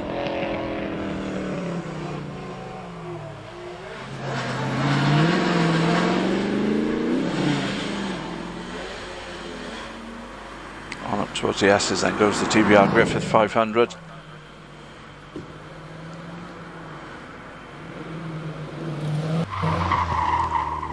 Around the Torres is David Slade, car 133 in the MGB GTS 1950cc machine. Peter Ash's time will come up. It's a 55.83 for Peter Ash, so he has improved from a 56.17. We're about to move on to the Bugatti Owners Club Racing Cars Handicap, but David Slade's still out there in the sports cars in the MGB. As we get the first of the racing cars, that's 139 Ian Wilson in the Formula Renault machine.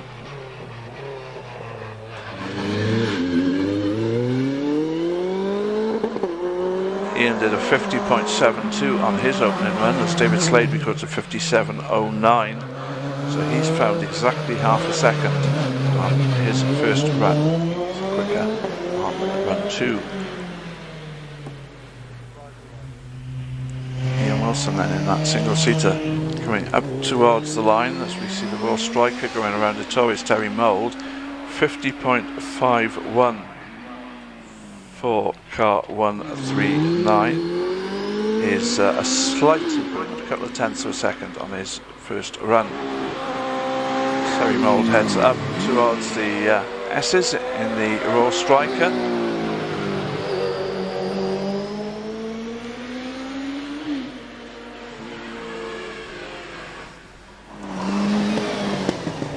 Striker did a 57.37 on his first run. As up towards Pardon goes Murray Wakeham in the OMS motorcycle engine car. 55.51 for Terry Mould. That's a big improvement, very nearly 2 seconds on his previous run. As Murray Wakeham is going into the S's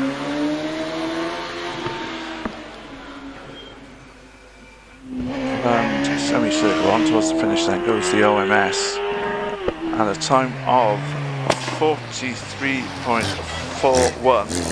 So he picks up another couple of tenths. Now Aaron Colborn in the Miguel, who's heading up towards Pardon at the moment, he had a fail, of course, on his first run.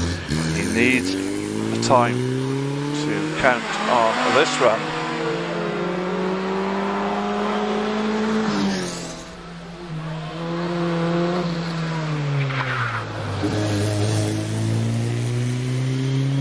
Aaron in that Miguel Formula Ford machine. Rounds semicircle. He's going to record a time. What will the time be? It's a 52.82 then for Aaron Colburn as Edward Tyack exits Pardon in the Ginetta G16, the 2-litre machine. Edward, who did a 49.02 on his first run. Dennis Bissell, car 142, is in the Nemesis 600cc single-seater. Edward Tyack is at 47.93, so he finds over a second improvement. As Dennis Bissell is heading up towards Pardon. It looks like there's something coming from the back of that car, possibly, and he is slowed right up, and I think is stopping. It looked to me as if there might be some sort of fluid coming from the back of the car, so we will wait and see. But the red flags are out once again, I'm afraid, here at Prescott. Have another short pause.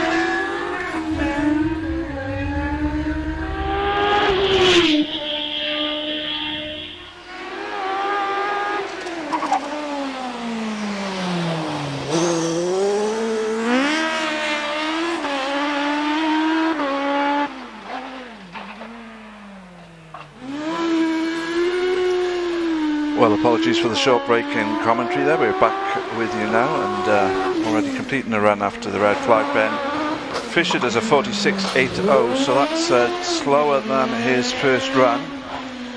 Jonathan Gething in the OMS 2000M is about to complete his run, and he does a 44.61.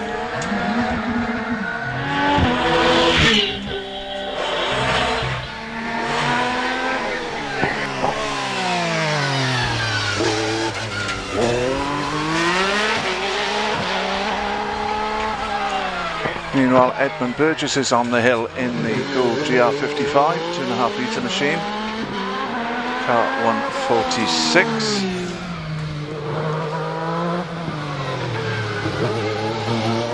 He did a 43.10 on his first run.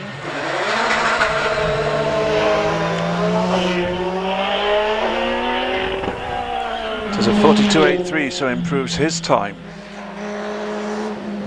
James Wilson heads towards Torres, the second of the drivers in that Formula Renault car. 8.39.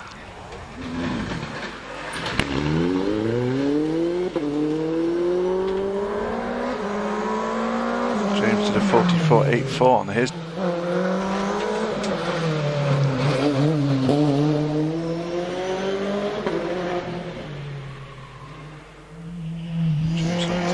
Better that 44.84, that would twitch out of semicircle, underline 45.06, so slightly slower than his first run. Chris Bailey, 8.61, is the first of the cars from the MSCC Technique Speed Championship to take his second run in the Morgan Plus 4. So 56.95 on his first run.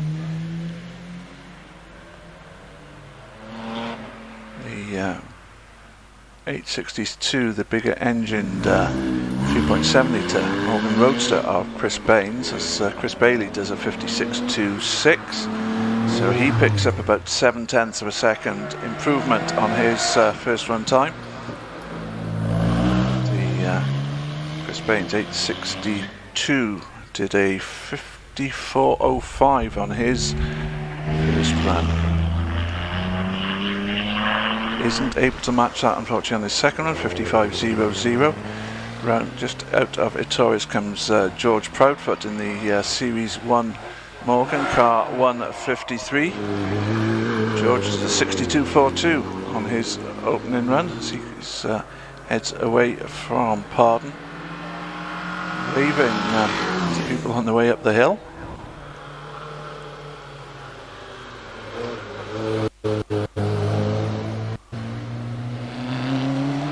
Clive Hall's Morgan 4.4 is going into Pardon at the moment. George Proudfoot does a 61.50, so he has found very nearly a second improvement during this second run. Georgina Dean, 8.63, is in the Morgan Plus 8. She's rounding a Torres currently. Georgina does a 68.17 on the opening run. Clive Hall does a 53.57, and that is about 0.3 slower than his first run. The Morgan Plus 8 of Alan Foster just coming into Torres, car 159.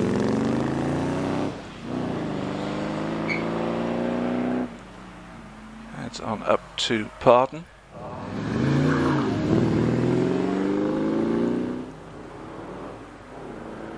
Georgina Dean's time then 60.93, and that is well over 2 seconds quicker than her first run. Tom Purvis is on his way up to Pardon in the Morgan Roadster lightweight 3 litre machine.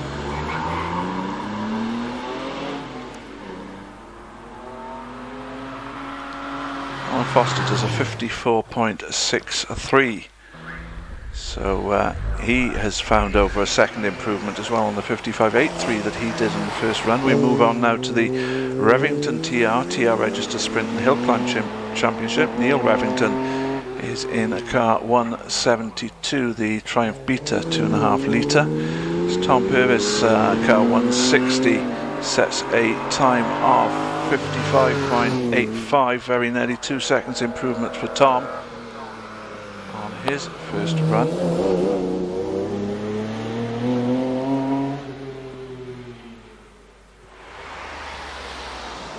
We now see the cars from the 2022 Aston Martin Owners Club Speed Championship. John Pawsey in particular in the Porsche 911. Neil Revington does a 52.87, so he finds 7/10 of a second improvement from his first run. As the 911 C2, John Pawsey is heading towards the finish line. Out on the hill as well at the moment is Peter House in the Aston Martin Vantage GT4. The time then for John Pawsey is a 56.35, and that is 2.5 seconds faster than his first run. The Aston Martin is currently rounding or just exiting Pardon. His time on the first run was a 55.08.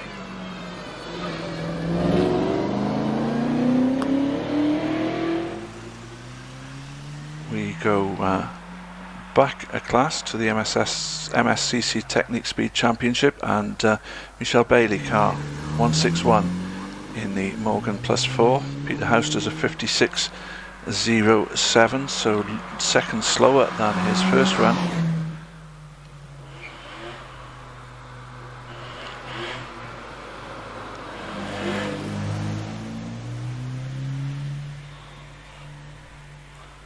Time for run one for Michelle was 62.08, as I say. What will the time be this time? I think it's going to be a little bit slower. In fact, it's a 63.88, so it is slower than the first run.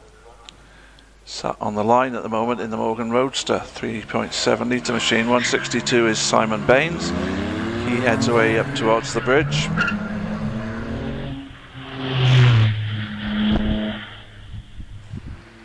On around Orchard into Ettores, then goes that two-tone blue Morgan Roadster.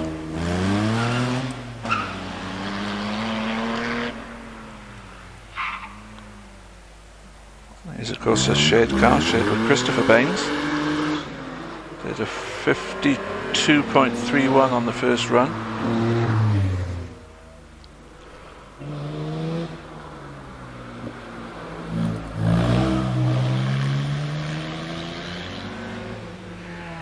We have TR register contenders on the hill as well, and Philip Brown is the one around in Ettores at the moment in the TR2.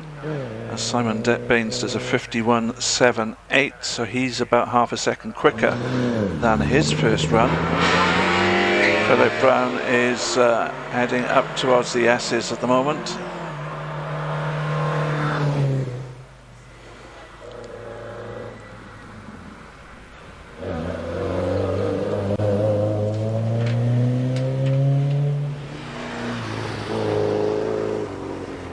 Rounding Ettores is car 175, John Blake in the Triumph TR4.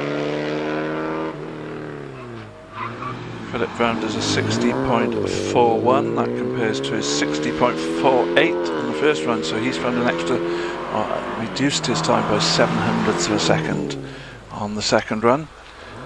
As that TR4 of John Blake is going through the S's. So the TR4 of John Whedon is rounding Pardon. John Blake does a 57.79. And that compares with a 57.86. So he too has found 0.07 of a second from his first to his second run. Nick Smith 179 is in the Triumph TR6. He's on his way up towards Pardon currently. John Whedon coming towards the end of his run. 177 does a 57.02. And that is slower than the 55.99 that he did on the first run.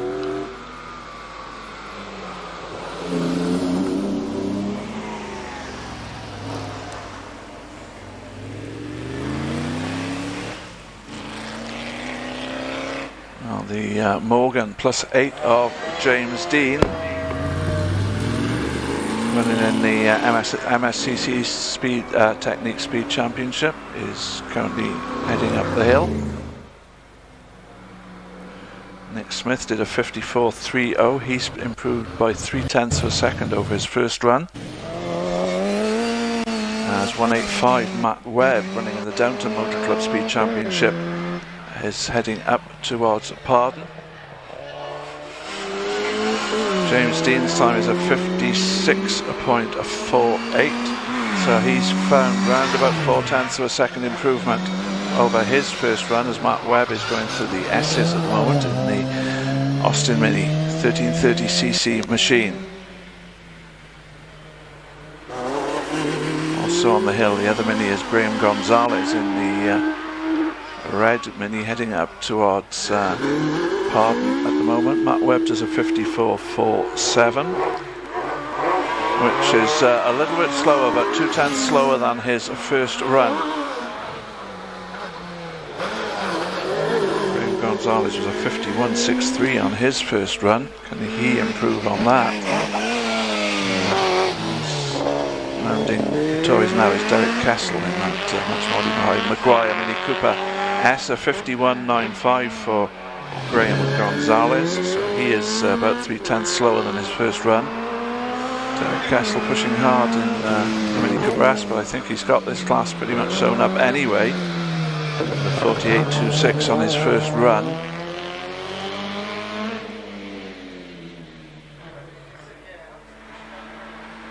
Simon Fox in the Renault Clio, the one non-Mini in the Downton class, is rounding a Taurus. Derek Kessler's done a 48.09, and that is well, nearly 0.2 quicker than his first run, so I think the class is pretty much his now, it's safe to say. Simon Fox then in the Renault Clio is on his way into the S's. James Edmonds just getting a bit wide, coming out to a Taurus in the Aston Mini 1380cc machine. 189 goes around Pardon at the moment.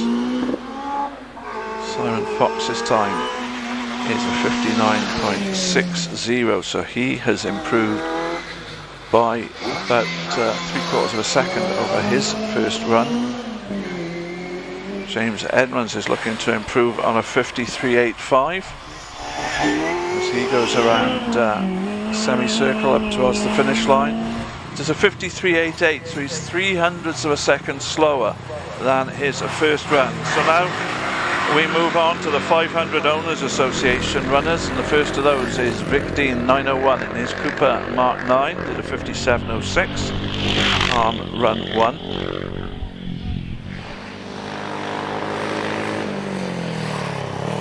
Into a Taurus then goes Vic Dean in that Cooper.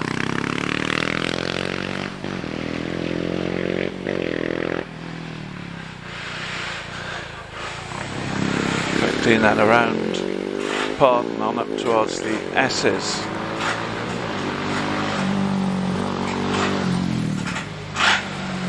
Into the S's then goes that little Cooper 500cc V-twin engine in the back. And to semicircle. And up towards the finish line. Over the line with a 56.78, so he has improved by about 0.3 of a second from his first run. Richard Robarts is now heading into a Taurus in the Mark 11 Cooper car 191. Richard did a 53.94 on his opening run as he goes up towards Pardon, turns in to the left-hander, powers it away on up towards the S as he goes.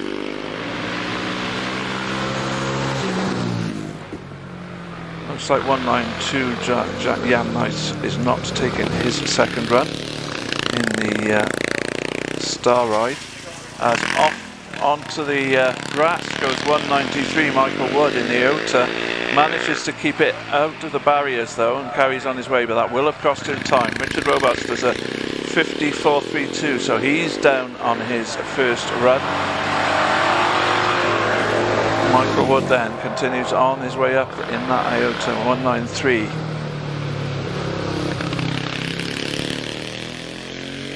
Not sure he's pushing too hard now. He probably thinks it's gone from him now after that excursion. John Finley McIntosh in the Mark 11 Cooper. John was, I think, probably the quickest of the 500s on the opening runs. He's just gone around par. 61.39 for Michael Wood, so well down on his 58.99 on the first run. That's not at all surprising after that moment he had coming out of Ettores. But John Finley McIntosh, can he improve on the 53.13 that he set on his first run? Andy Rayner in the Mark 5 Cooper, car 195 is going into Ettores. 53.75 for John Finley McIntosh, so he's 0.6 slower than he was on his first run as Andy Rayner heads into Pardon and away from there. Andy's time on his first run was a 56.91.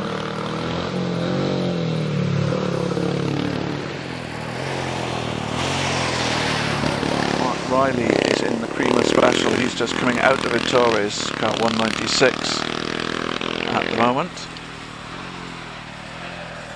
Andy Rayner does a 56.55, so he has found about a third of a second improvement on his first run. Mark Riley is currently going through the S's in the Creamer Special.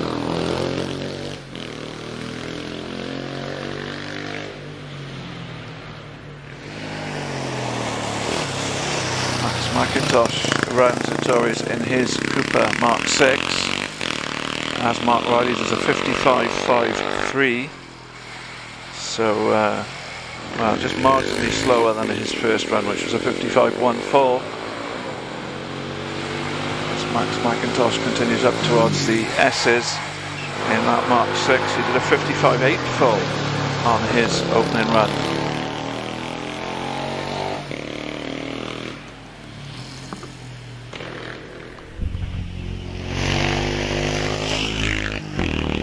McIntosh about to complete his run, does a 55.65, so he has found a couple of tenths improvement on his first run. Timothy Densham in the that front engine machine, the WHD F3, just the slightest of lockups as he goes into par. Car 198 did a 61.80 on his first run.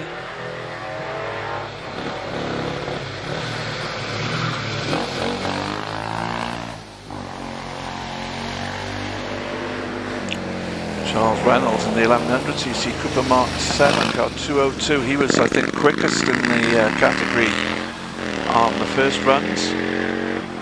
62.08 then for Timothy Densham, which is about 0.2 slower than his first run. Charles Reynolds then is in the S's at the moment in the Mark 7 Cooper. A bit wide on the exit, but nothing to worry about. Fraser Dean, car 201, is rounding Ettores in the Mark 9 Cooper. Charles Reynolds with a 53.99, which I think is slower than his first run, but a second slower in fact. Fraser Dean then coming through the S's, or into the S's in fact at the moment.